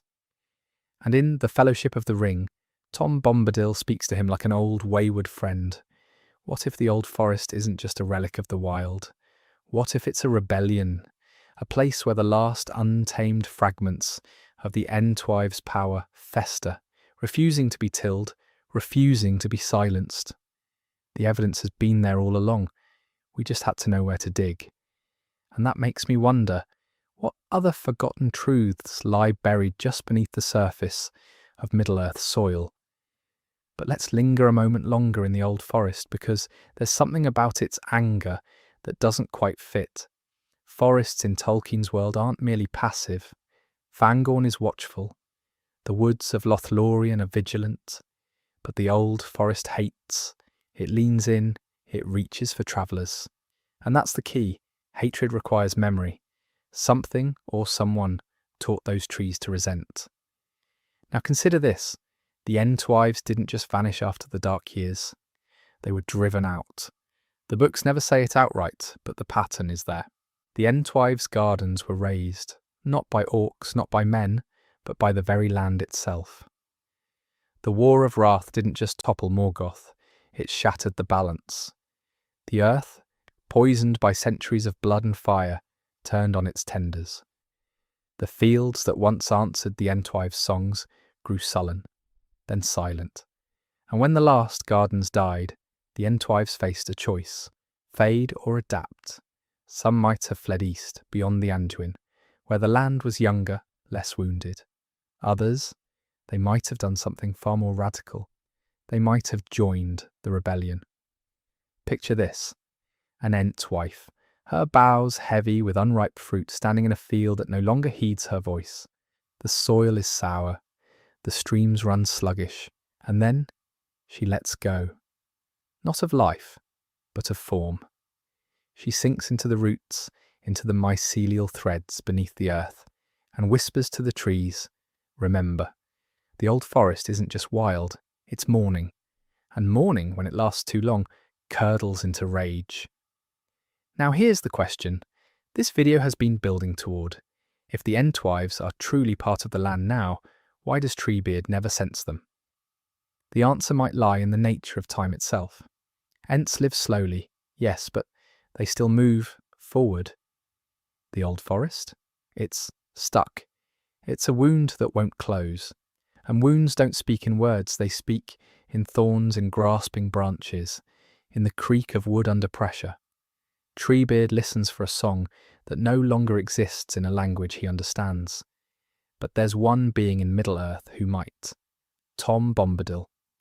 Goldberry calls him master of wood, water and hill, but that's not quite right. He doesn't command, he listens.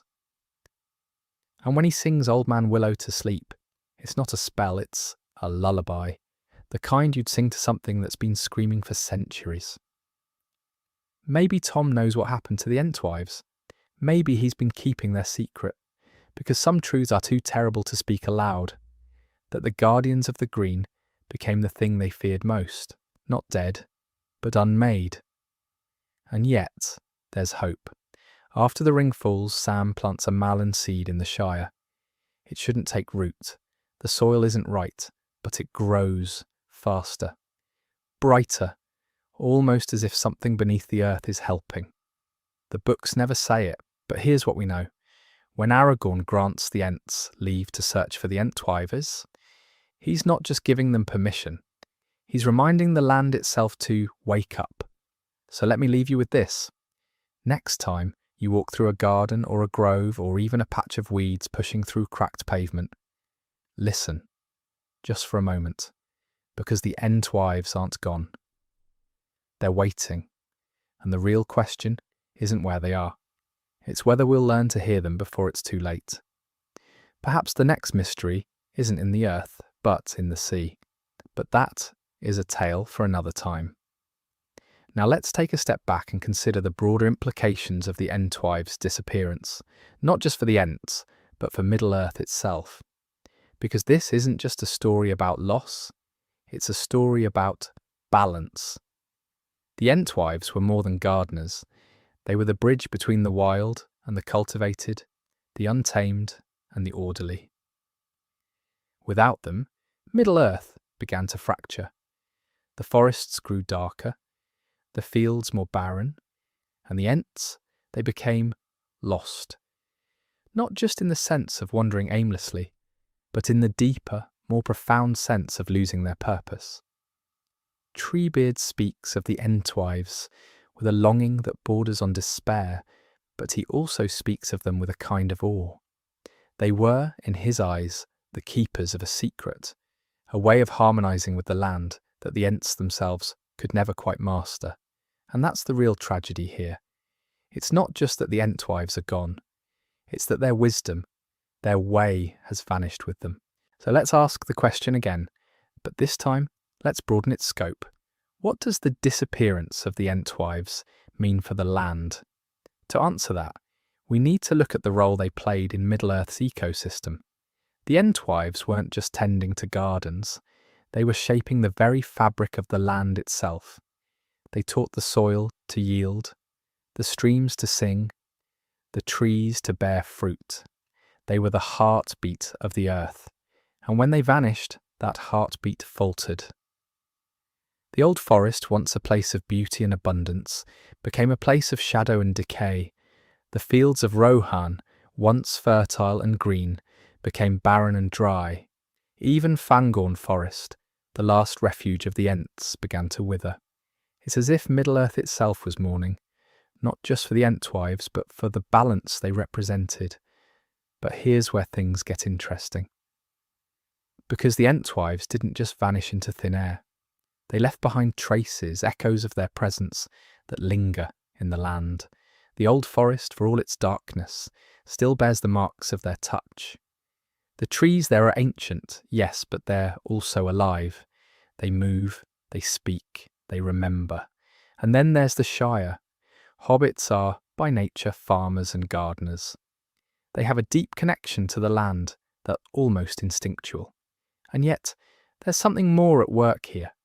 The Shire isn't just fertile, it's magical. The soil is rich, the crops abundant, the flowers vibrant. It's almost as if the land itself is being tended to by an unseen hand. Could it be that the Entwives, in their absence, have left behind a kind of legacy, a way of harmonizing with the land that's been passed down through the generations? To explore this idea further, let's turn to Tolkien's letters. In one particularly revealing letter, he writes about the Entwives as the other half of the Ents, the half that cultivates. He goes on to describe them as the gardeners of the world, the ones who teach the land to yield. And then he says something truly fascinating. They are not gone. They are merely hidden. Hidden not just in the literal sense of being physically absent, but in the deeper, more profound sense of being integrated into the land itself. This is a crucial distinction. It suggests that the Entwives didn't just disappear, they transformed. They became part of the earth, the soil, the roots, the mycelial threads beneath the surface, and in doing so, they left behind a kind of echo, a whisper of their presence that lingers in the land. This idea of transformation is key to understanding the Entwives' fate, because transformation isn't just about change, it's about continuity. The Entwives didn't cease to exist, they became something else, something that's still present, even if it's not visible to the naked eye. And this brings us to the heart of the mystery. If the Entwives are truly part of the land now, why does Treebeard never sense them? The answer lies in the nature of their transformation. The Entwives didn't just merge with the land, they became the land. And in doing so, they ceased to exist as individuals. They became part of a larger, more collective consciousness, a consciousness that's woven into the very fabric of the earth itself. Treebeard, for all his wisdom, can't sense them because he's looking for individuals. He's looking for the Entwives as he knew them, the women who walked beside him, who tended to the gardens, who sang to the trees. But the Entwives aren't individuals anymore. They're everything. They're the soil beneath his feet, the wind in his branches, the roots that intertwine with his own. And that's why he can't find them. They're not lost, they're everywhere. But here's the twist: even though the Entwives have become part of the land, they haven't ceased to exist entirely. They've left behind traces, echoes of their presence that can still be felt, if only one knows how to listen. And this is where Tom Bombadil comes in. Tom is, in many ways, the antithesis of Treebeard. Where Treebeard is slow and deliberate, Tom is whimsical and carefree. Where Treebeard is rooted in the earth, Tom is almost ethereal, an enigma wrapped in mystery. And yet, Tom has a deep connection to the land, a connection that's almost instinctual. He doesn't command the earth, he listens to it. And in doing so, he hears things that others can't. When he sings to Old Man Willow, it's not just a song, it's a dialogue. He's speaking to the land itself, to the part of the land that remembers the Entwives, that still bears the marks of their touch. And here's the thing: Tom doesn't just listen, he responds. He sings back to the land, reminding it of the harmony it once knew. And in doing so, he keeps the memory of the Entwives alive, not just in the land, but in the hearts of those who live upon it. This brings us to the final, and perhaps most profound, question of all. What does the disappearance of the Entwives mean for the future of Middle-earth? Because this isn't just a story about loss, it's a story about hope.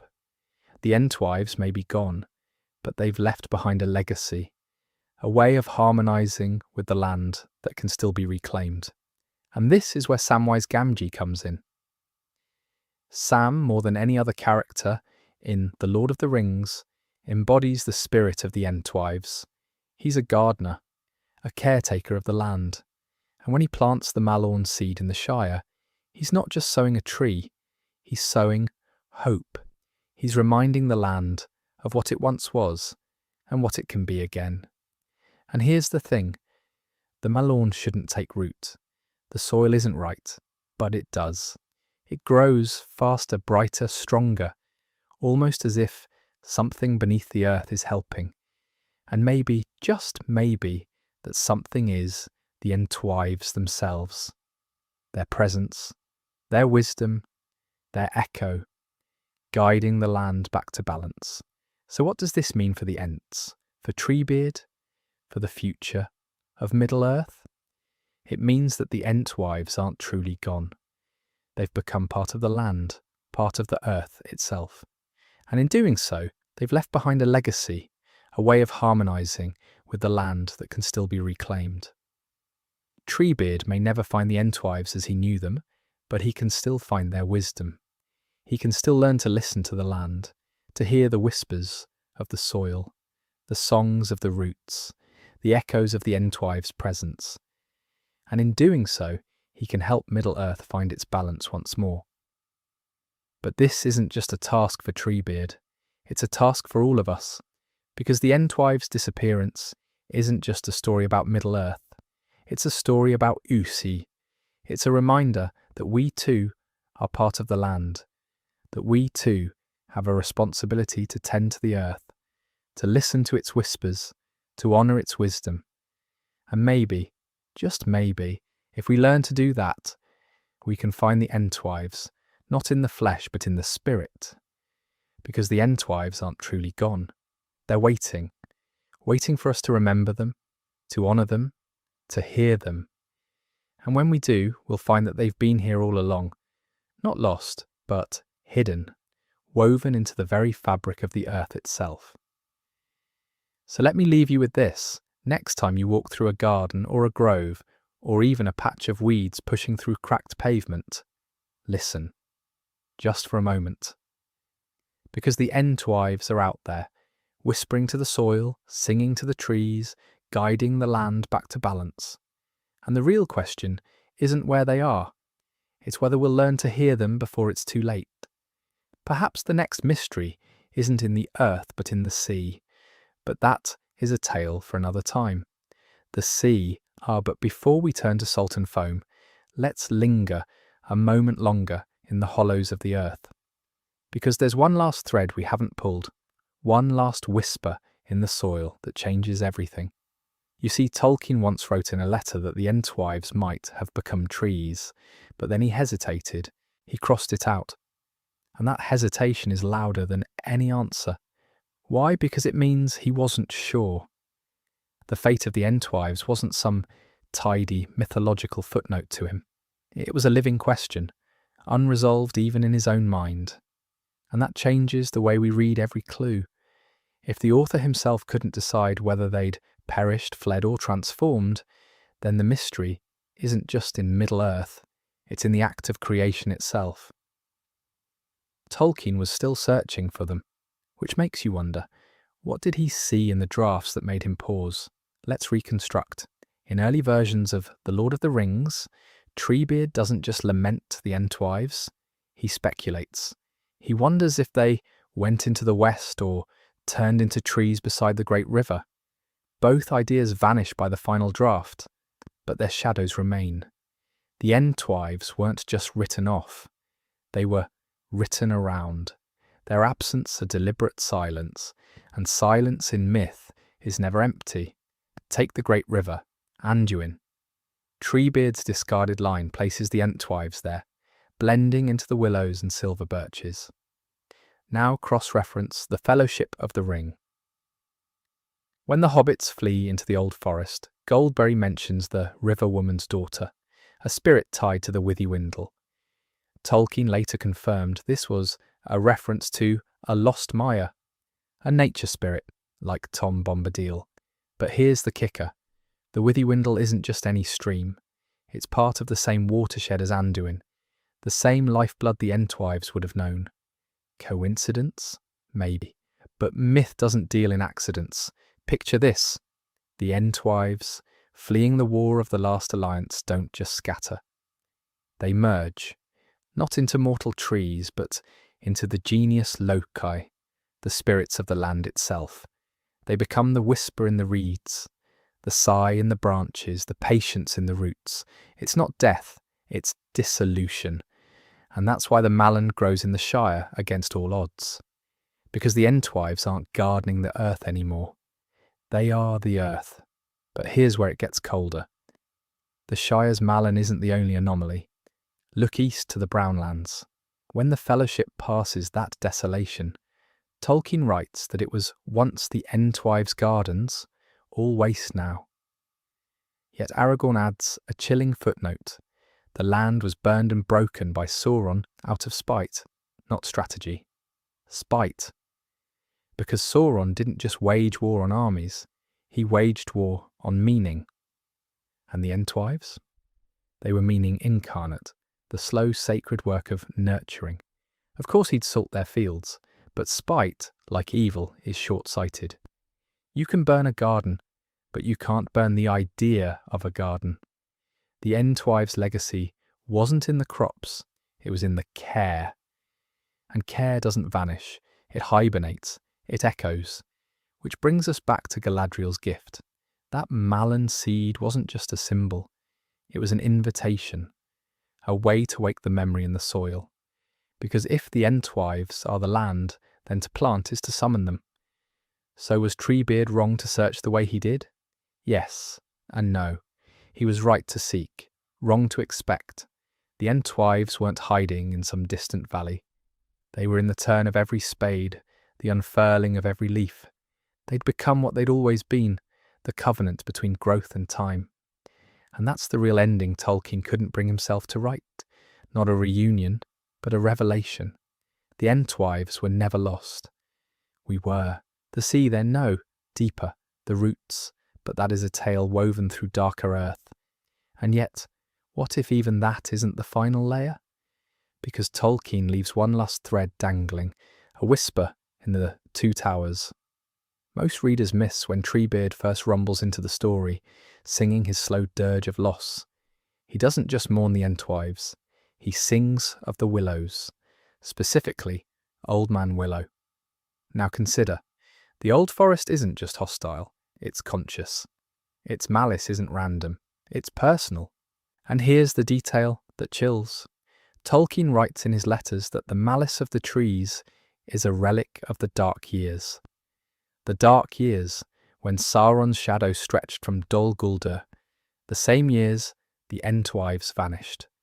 So let's reconstruct. The Entwives fled east, yes, but some fought back.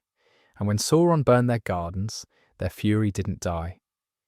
It took root. Picture this. The last stand of the Entwives wasn't in the Brown Lands. It was in the soil itself. They let their anger seep into the very trees, a final act of defiance. Old Man Willow isn't just a twisted tree. He's a monument, a grave marker. And Treebeard knows it. That's why his song lingers on the willows. He's not just singing of loss, he's singing of corruption, of how even love, when poisoned by despair, can become something monstrous. But the story doesn't end in wrath, because Tolkien, ever the subversive, plants a quieter counterpoint. Deep in the Fellowship of the Ring, there's a moment most gloss over. When the hobbits first enter the Old Forest, they pass a circle of flowers, white and gold, blooming defiantly in the gloom. Tolkien doesn't dwell on it, but he doesn't have to, because flowers, in his legendarium, are never just flowers. They're sigils. And these? They're Elenna and Nifredil, the very same that bloom in Lothlorien. Galadriel's flowers, the flowers of a land that remembers. So here's the question this has all been circling. Why would the flowers of the undying West grow in the cursed soil of the Old Forest? The answer is written in the roots. Because the Entwives didn't just dissolve or corrupt, some endured, and they did it the only way they knew how, by hiding their essence in the last thing Sauron would ever think to burn. Not the mighty oaks, not the warrior trees, the fragile things, the blossoms, the weeds, the creeping vines that outlast empires. When the Dark Lord turned the Brown Lands to ash, he missed the smallest defiance, the flowers that grow back after fire. And this, at last, ties the threads together. The Malorn in the Shire, the spirit in the Withywindle, the fury of Old Man Willow. They're not separate mysteries. They're fragments, shards of the same shattered song. The Entwives didn't have one fate. They had three. Some became the land, some became the rage, and some became the seeds, waiting. Which brings us to the final unspoken question. If the Entwives are woven into Middle-earth itself, does that mean they're truly gone? Tolkien's letters give a clue. In a 1954 draft, he mused that after Sauron's fall, the lands healed faster than anyone expected. The war ends in March. By May, the fields are green again. Coincidence? Or assistance? Maybe the Entwives weren't just waiting to be found. Maybe they were waiting to act. So no, Treebeard never found his lost love. But perhaps, just perhaps, she found him. In the wind through the leaves. In the first spring after the shadow. In the way the world, against all odds, keeps growing. And if you listen closely, you can still hear their answer, not in words, in blossoms. The white tree of Gondor wasn't the only thing that returned from the dead. But the tale of the Ents awakening, that is a whisper for another time. But let's linger here a moment longer, because this isn't just about the Entwives, it's about what they represent. Tolkien's legendarium is full of beings who fade, who diminish, who are lost to time. The elves sail west, the dwarves retreat into their mountains. The Ents grow slow and sleepy. The Entwives, though, they don't fade, they transform. And in doing so, they become something far more enduring, a metaphor for Middle-earth itself. Because Middle-earth isn't just a place, it's a process. It's the slow, inexorable shift from myth to history, from magic to mundanity.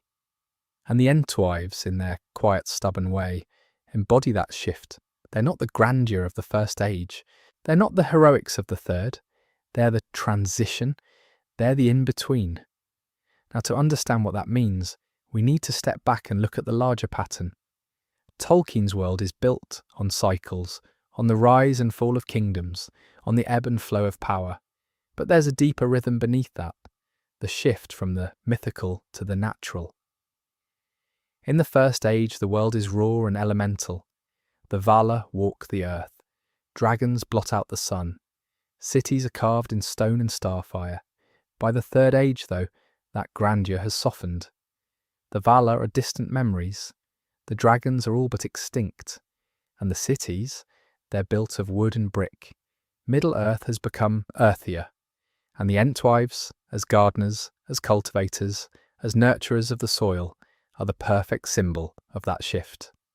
They're the ones who take the raw, untamed land and make it fertile, who turn chaos into order, who bring life out of the void. But here's the thing, that shift isn't just a decline, it's also a rebirth, because when the mythical fades, what's left isn't emptiness, it's potential. The Entwives don't just cultivate the land, they renew it. They take the scars of war, the ashes of destruction, and make them bloom again. And in doing so, they become something else entirely. The hope of Middle-earth. Not the hope of victory, but the hope of healing. The hope that even after the darkest shadow, the land can still grow green. Which brings us to the Ithilien question. You remember Ithilien, don't you?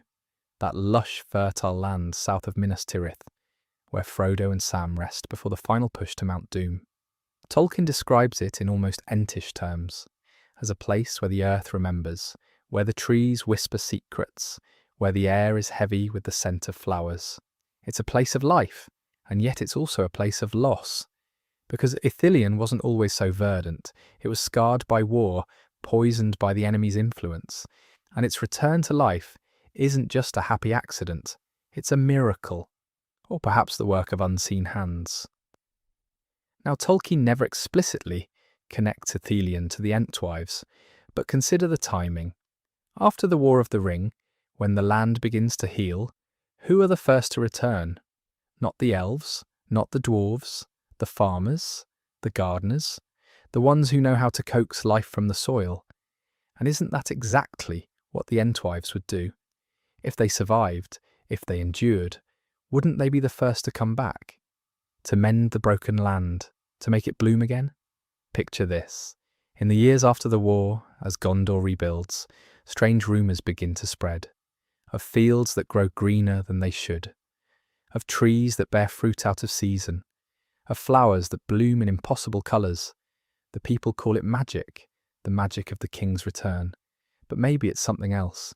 Maybe it's the Entwives, working quietly, invisibly, to restore what was lost. Not with grandeur, but with care. Not with force, but with patience. Because that's who they are. Not warriors, but healers. Not builders, but growers. And in a world scarred by war, isn't that exactly what's needed? Now let's take this a step further, because the Entwives don't just heal the land, they change it. They take the raw, untamed wilderness and turn it into something domestic, something human. And in doing so, they mark the transition from the mythical to the mundane. Because that's the ultimate fate of Middle-earth, to become our world, to shift from legend to history, from magic to memory. And the Entwives, in their quiet, stubborn way, embody that shift. They're the bridge between the old and the new, between the land of myth and the land of men. But here's the twist: that shift isn't just inevitable, it's necessary, because without it, Middle-earth would remain forever trapped in its myths, forever unchanging, forever unreal. And Tolkien, as a storyteller, knew that wasn't sustainable. Stories need endings, myths need closure.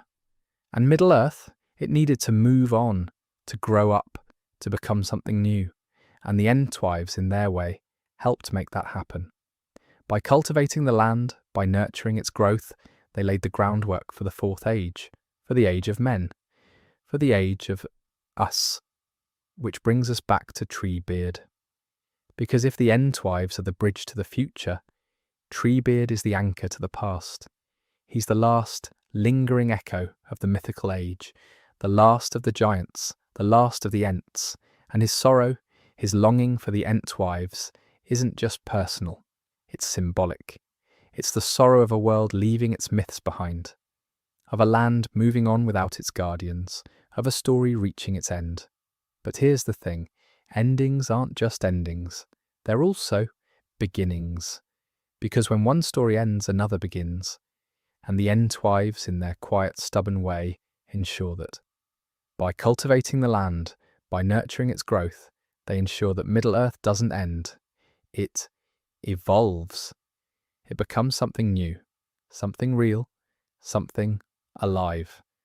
And in doing so, they give us the greatest gift of all, the hope that even after the darkest shadow, the land can still grow green. So no, Treebeard never found his lost love. But perhaps, just perhaps, she found him. In the wind through the leaves, in the first spring after the shadow, in the way the world against all odds keeps growing. And if you listen closely, you can still hear their answer, not in words, in blossoms.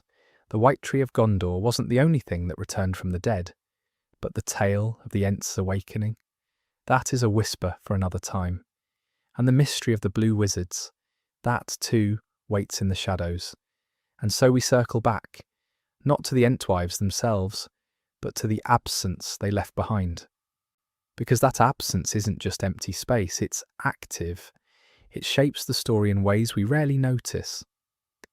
Take the Shire, for instance, the most domesticated, tamed corner of Middle-earth, ringed not by towering oaks or ancient yews, but by hedgerows, neat, orderly, planted.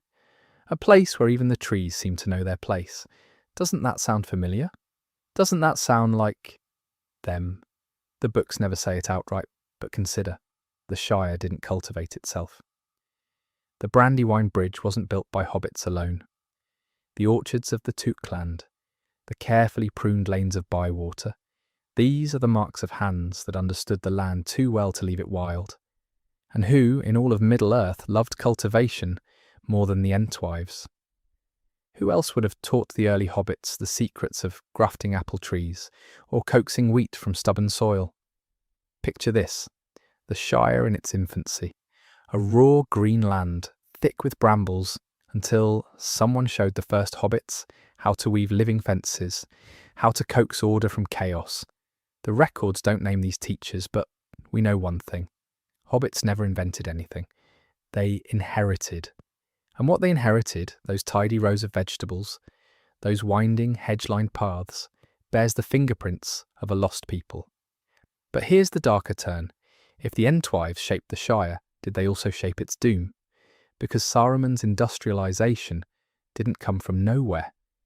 His machines tore through the earth with a hatred that feels personal, almost vengeful. And what had Saruman studied in his long years of law gathering? The arts of domination, yes, but also the arts of cultivation. The same arts the Entwives perfected. Is it possible he learned from them, then twisted their knowledge into its opposite? Tolkien's letters hint at this. He writes that the Entwives would have been horrified by Saruman's defilement of the Shire. Not just angry, horrified, because they would have recognised their own teachings turned against the land they loved, Maybe that's why Treebeard's rage burns so cold when he hears of Isengard's pits and poison. It's not just war, it's sacrilege. Which raises the question this video has been circling. Did the Entwives foresee this? Did they vanish because they knew what was coming? Not just Sauron's shadow, but the subtler, slower shadow of progress? The Ents chose the old ways, rooted, timeless, unchanging. But the Entwives, they embraced growth, change. And change, as any gardener knows, has a cost. Perhaps that's the true tragedy. Not that they were lost, but that they left. That they saw the turning of the age and stepped aside. Not in defeat, in resignation. Because the land they loved was becoming something else. Something that had no room for giants. But here's the strangest thought of all. What if they didn't entirely disappear? What if they simply diminished? Faded like the elves, but into the soil itself. The Entwives were always more earth than tree, more root than branch, and earth doesn't vanish, it transforms. Maybe that's why the Shire's soil is so stubbornly fertile, even after Saruman's burning. Maybe that's why Sam's gift from Galadriel takes root so effortlessly. Because something, someone, is still tending the land, quietly, invisibly, beneath the surface. And if that's true, then Treebeard's sorrow is both deeper and simpler than we realised. He isn't just searching for his lost love. He's searching for a world where they could still exist. A world that's already gone. But listen, on still evenings when the wind sighs through the barley fields of Rohan, or stirs the apple blossoms in Hobbiton, you might catch it. Not a voice, but a feeling. The echo of an answer. Not here, not gone, but remember. And the mystery of the two blue wizards, that too lingers on the edges of the map. A whisper for another time. Let's go deeper. Because the mystery of the Entwives isn't just about their disappearance. It's about what their absence means. It's about what they represent in Tolkien's world, and what their loss tells us about the changing Middle-earth. To understand this, we need to step back and ask, what are the Entwives? Not just biologically, but spiritually. They're not just female Ents. They're something else entirely, a different kind of being, with a different relationship to the world. Treebeard himself hints at this when he describes them. He says they love the open fields, the cultivated lands, the orchards and gardens. They were farmers, yes, but also artists. They shaped the land, not just for survival, but for beauty. They were the first gardeners, the first cultivators. And in Tolkien's cosmology, that makes them something far more profound. They were the bridges between the wild and the tame, between Yavanna, the Vala of growth and nature, and Aula, the Vala of craft and creation. Think about it. The Ents are Yavanna's children, her answer to Auli's dwarves. They're the guardians of the forests, the living embodiment of nature's untamed power. But the Entwives, they're something else. They're the meeting point between Yavanna's wildness and Aula's order. They're the ones who took the raw, untamed earth and shaped it into something new, something domestic. And that makes their disappearance not just a personal tragedy for Treebeard, but a cosmic one. Because with them gone, something vital is lost. The harmony between the wild and the cultivated. The balance between nature and nurture.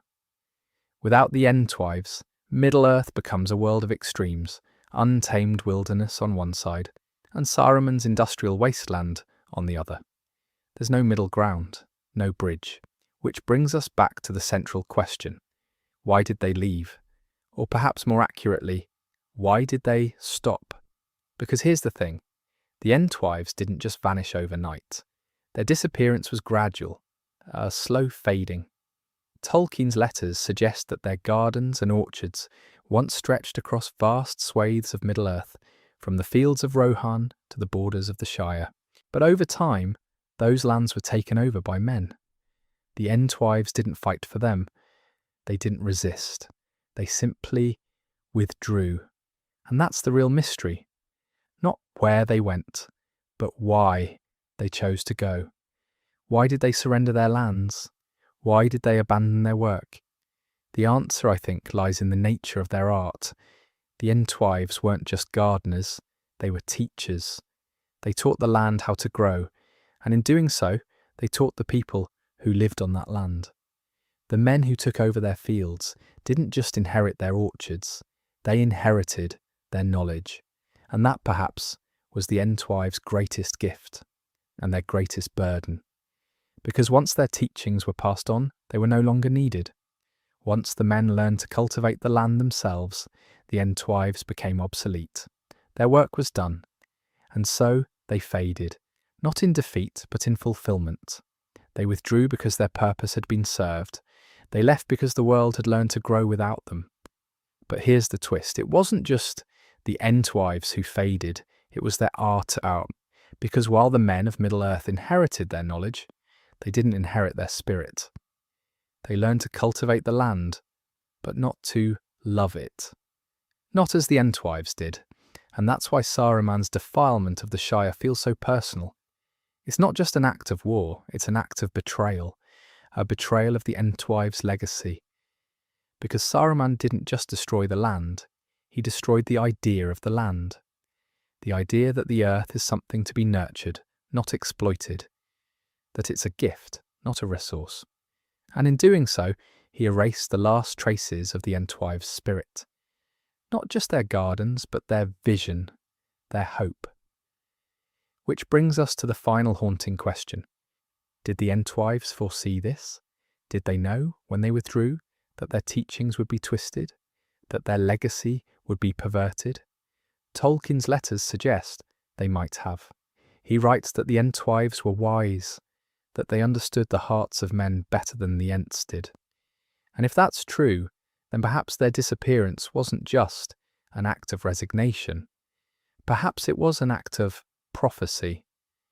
They saw the path Middle-earth was on, the path of exploitation, of domination, and they chose to step aside, not because they gave up, but because they knew the world wasn't ready for their vision. Not yet. And maybe that's the true tragedy. Not that the Entwives are gone, but that they left too soon, because the world still needs them, still needs their wisdom, their art, their balance. Without them, Middle-earth is a world out of harmony, a world where the wild and the cultivated are at war.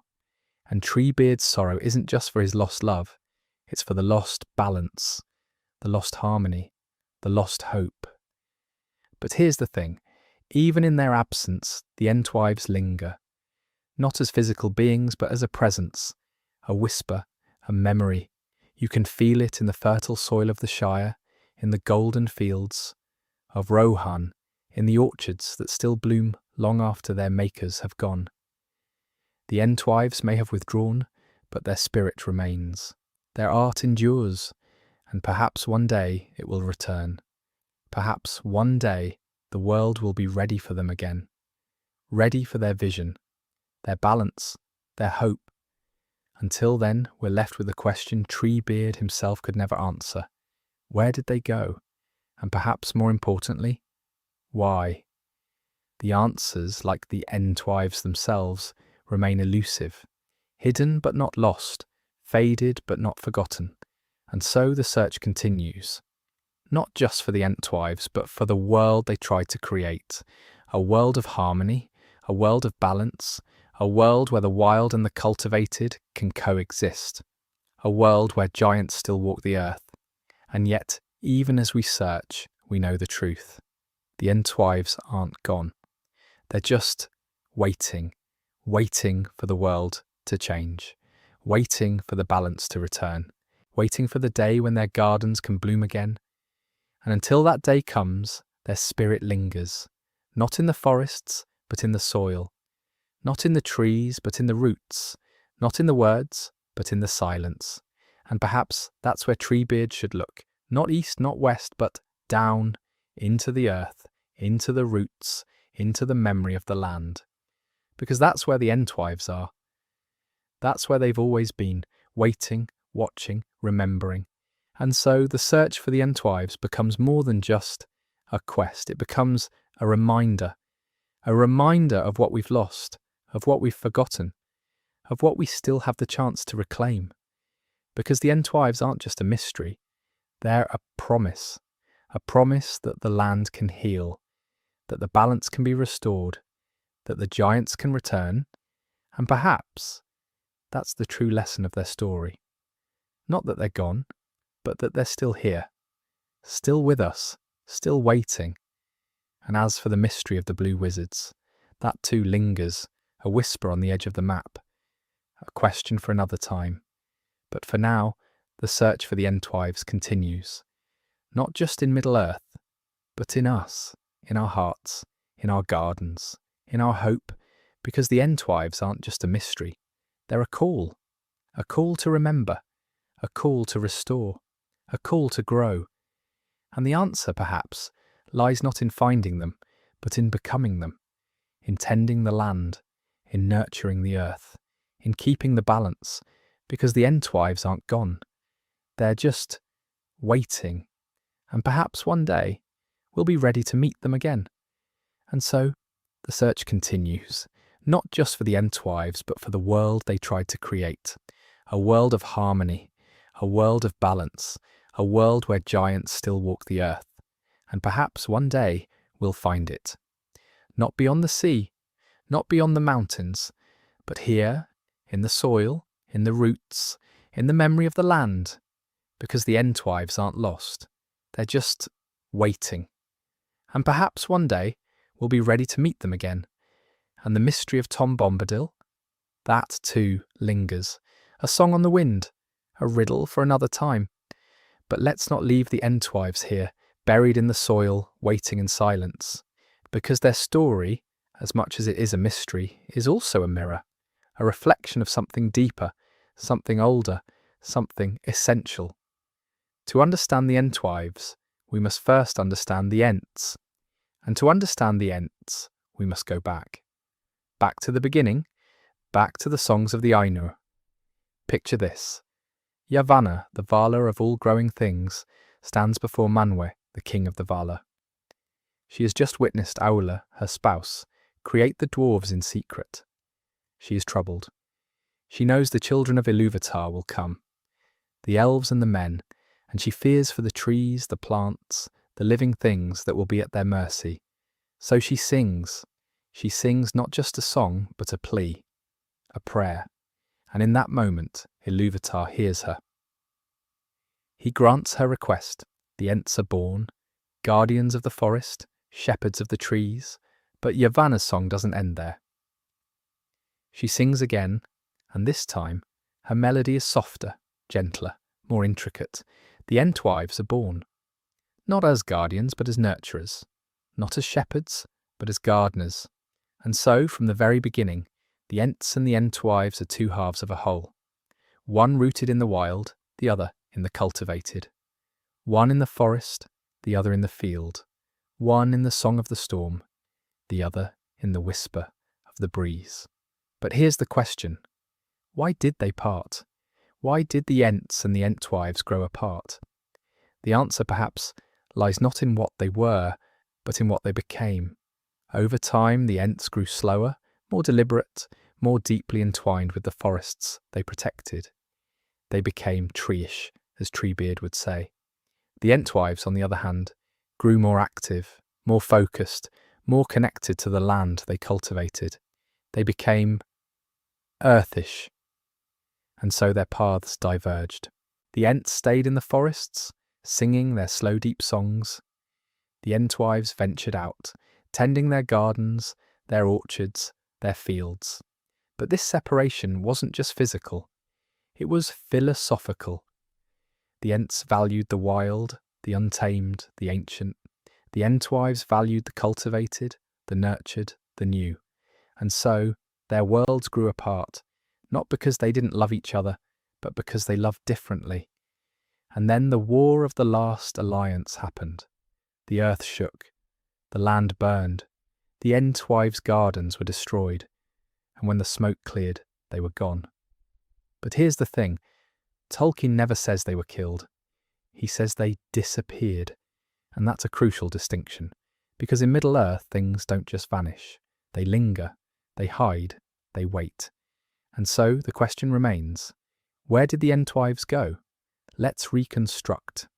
Picture this, the War of the Last Alliance is over. Sauron has been defeated, but the land is scarred. The Entwives gather in what remains of their gardens that were once lush and green, now blackened and barren. They are weary, they are heartbroken, but they are not defeated. They look to the east where the forests of the Ents still stand, and they hesitate. They could return. They could go back to their other half, but something stops them. Perhaps it's pride, perhaps it's sorrow, perhaps it's the knowledge that the world has changed, and they must change with it. And so they make a choice. They dig, not just into the soil, but into the memory of the soil. They bury themselves not in death, but in slumber. They become one with the land, waiting for the day when the earth will heal, when the gardens will bloom again. And so they disappear. Not into the east, not into the west, but down, into the roots, into the earth, into the silence. But here's the twist. Tolkien hints that the Entwives may have influenced the lands they once tended.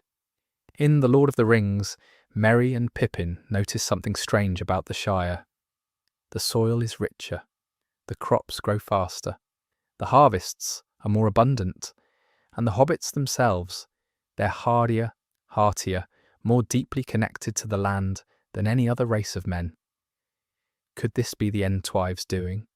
Could their spirit, their essence, have seeped into the soil, nurturing the land even in their absence? It's a tantalizing thought, because if true, it means the Entwives aren't just waiting. They're working. They're tending the earth, even if no one sees them, even if no one remembers them. And so, the mystery of the Entwives becomes more than just a question of where they went. It becomes a question of what they are. Are they lost, or are they hidden? Are they gone, or are they simply unseen?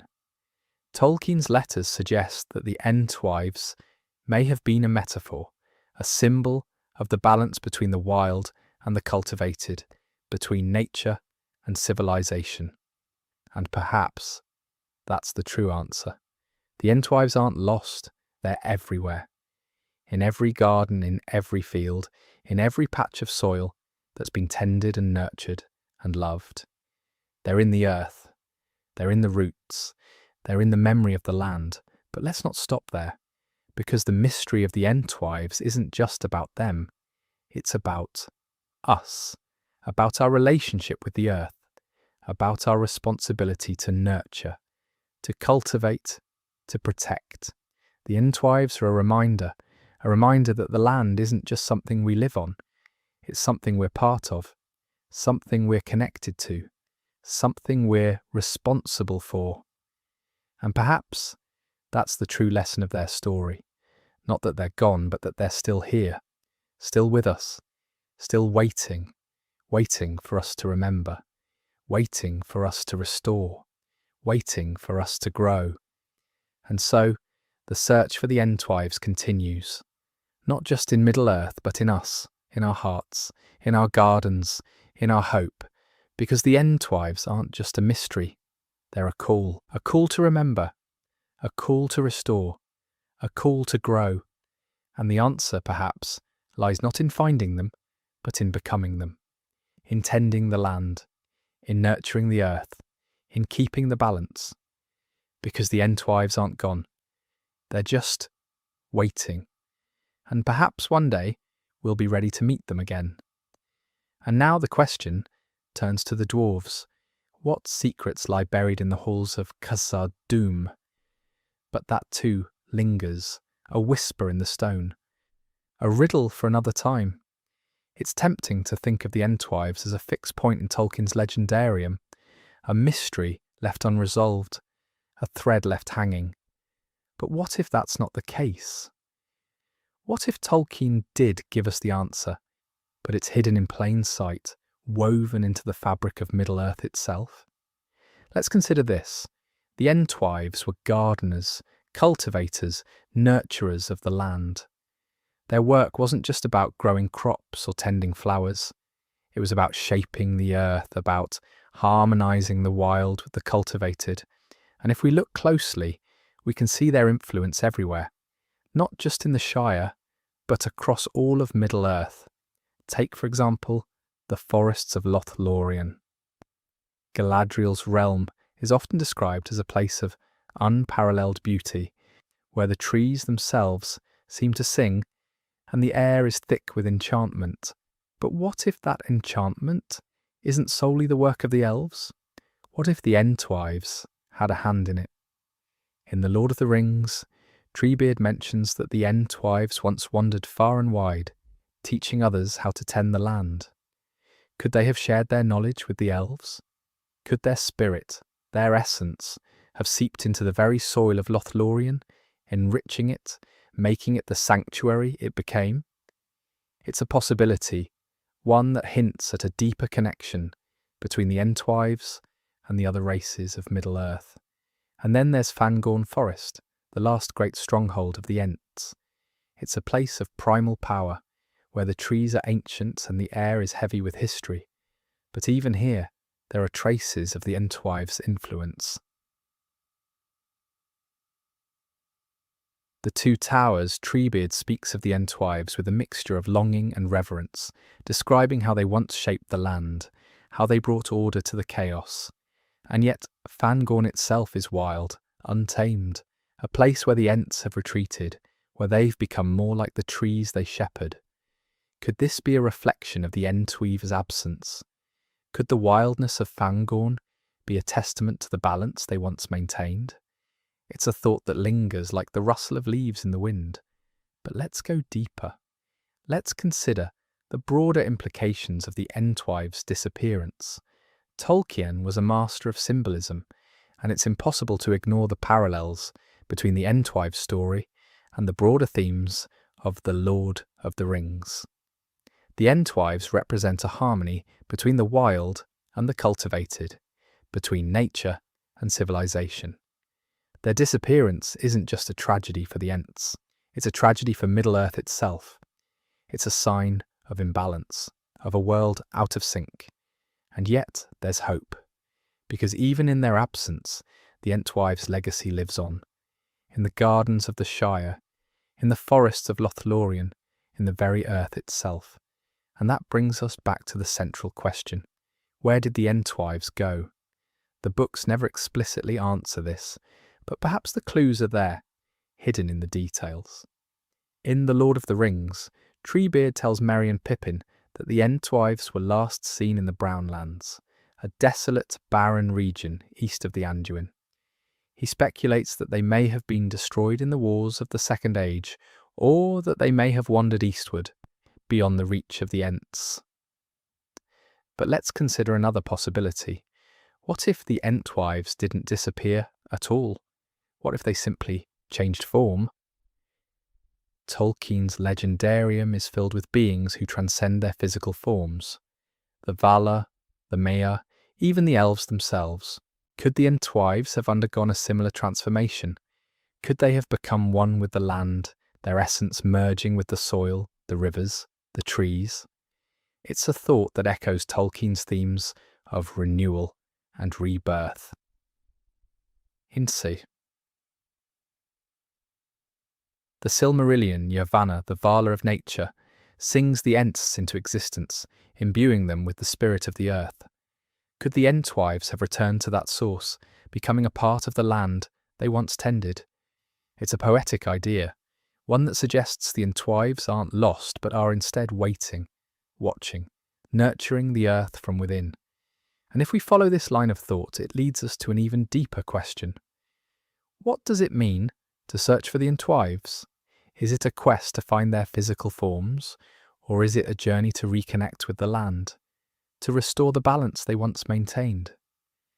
Tolkien's works are filled with journeys, Frodo's quest to destroy the ring, Aragorn's path to the throne, the Ents' march on Isengard, but the search for the Entwives is different. It's not about conquest or destruction. It's about restoration, about healing. It's a call to tend the land, to nurture the earth, to remember that we are part of something greater. And perhaps that's the true significance of the Entwives' story. They're not just a mystery to be solved, they're a reminder of our connection to the earth, of our responsibility to care for it. In a world increasingly dominated by industry and exploitation, the Entwives' story resonates more than ever. It's a call to remember the balance between the wild and the cultivated, to nurture the land as they once did. And in that sense, the search for the Entwives isn't just a journey through Middle-earth, it's a journey within ourselves. So where do we go from here? The Entwives' story is unresolved, but perhaps that's the point. Tolkien leaves their fate open-ended, inviting us to ponder, to speculate, to search. And in that search, we may find not just the Entwives, but ourselves. We may rediscover our connection to the land, our responsibility to nurture it, our hope for renewal. The Entwives aren't just a mystery, they're a call to action, and perhaps, one day, we'll heed that call. Until then, the search continues, not just in Middle-earth, but in us. And now, let us turn to the Shire. What secrets lie beneath the green hills of the hobbits? But that too waits, a whisper in the grass. A story for another time. Lengthy pause, then quieter. But before we leave the Entwives entirely, there's one last place we must look. Not eastward, not westward, but downward. Because if we take Treebeard at his word, that the Entwives liked ordered lands, then we've missed a crucial distinction. They didn't just prefer gardens over forests, they loved the soil itself, and that changes everything. Picture this. When the Entwives vanished, the lands they tended didn't wither. The orchards of the Brown Lands bore fruit long after the last alliance. The fields near the Anduin remained fertile for centuries. Even in ruin, those places remembered them. So what if the Entwives didn't flee, but sank? We know from the Silmarillion that Yavanna's power runs deep. Her song is in the roots of the world. And in The Lord of the Rings, when Aragorn sings of Luthien, the very stones are said to listen. Middle-earth is alive, not just on the surface, but in its bones. So consider this. When the shadow fell in the Second Age, when war scorched the earth, what if the Entwives did what all wise things do in darkness? They went where the light still was, underground, not as refugees but as caretakers, nourishing the land from below, tending to the mycelial threads that weave through ardour like veins. The books never record it, but here's what we know. After the last alliance, when Sauron fell, the Brown Lands didn't recover. Not because they were poisoned, but because something was missing. Not the hands that tilled, but the presence that sanctified. And yet, have you ever noticed how often Tolkien describes the earth's patience? The way the grasses return to Mordor? The way the brambles reclaim Isengard? The Entwives may have left the surface, but the land never forgot them. Which brings us back to the question this video has been building toward. If the Entwives became the soil, the roots, the quiet pulse beneath the fields, can they return? The answer lies in a detail we brushed past earlier, the Ent drafts. When Merry and Pippin drink the draughts of Fangorn, they don't just grow taller, they feel older, as if the water remembers. And if the Entwives' essence seeped into the earth, then every river, every well, every morning dew carries some fragment of them. Scattered, yes, but not gone. So where does that leave the Ents' search? Perhaps they've been looking in the wrong direction. Not across the horizon, but beneath their feet. Not for wives, but for the part of themselves they buried long ago, the part that knows how to nurture as fiercely as they know how to break. And isn't that the tragedy? That the Ents, in their grief, became guardians of the wild, forgetting they were once gardeners too? That they rage against axes and fire, but no longer remember how to plant? The Entwives weren't just their partners, they were their balance. Yet hope lingers, not in grand returns, but in quiet moments. When Samwise Gamgee tends the soil of the Shire, When he murmurs to his seeds and coaxes life from the ground, he's speaking a language the Entwives would recognise. The hobbits, with their gardens and their pipeweed, unwittingly keep the old ways alive. Even in Gondor, the white tree doesn't bloom until its roots touch rich earth again.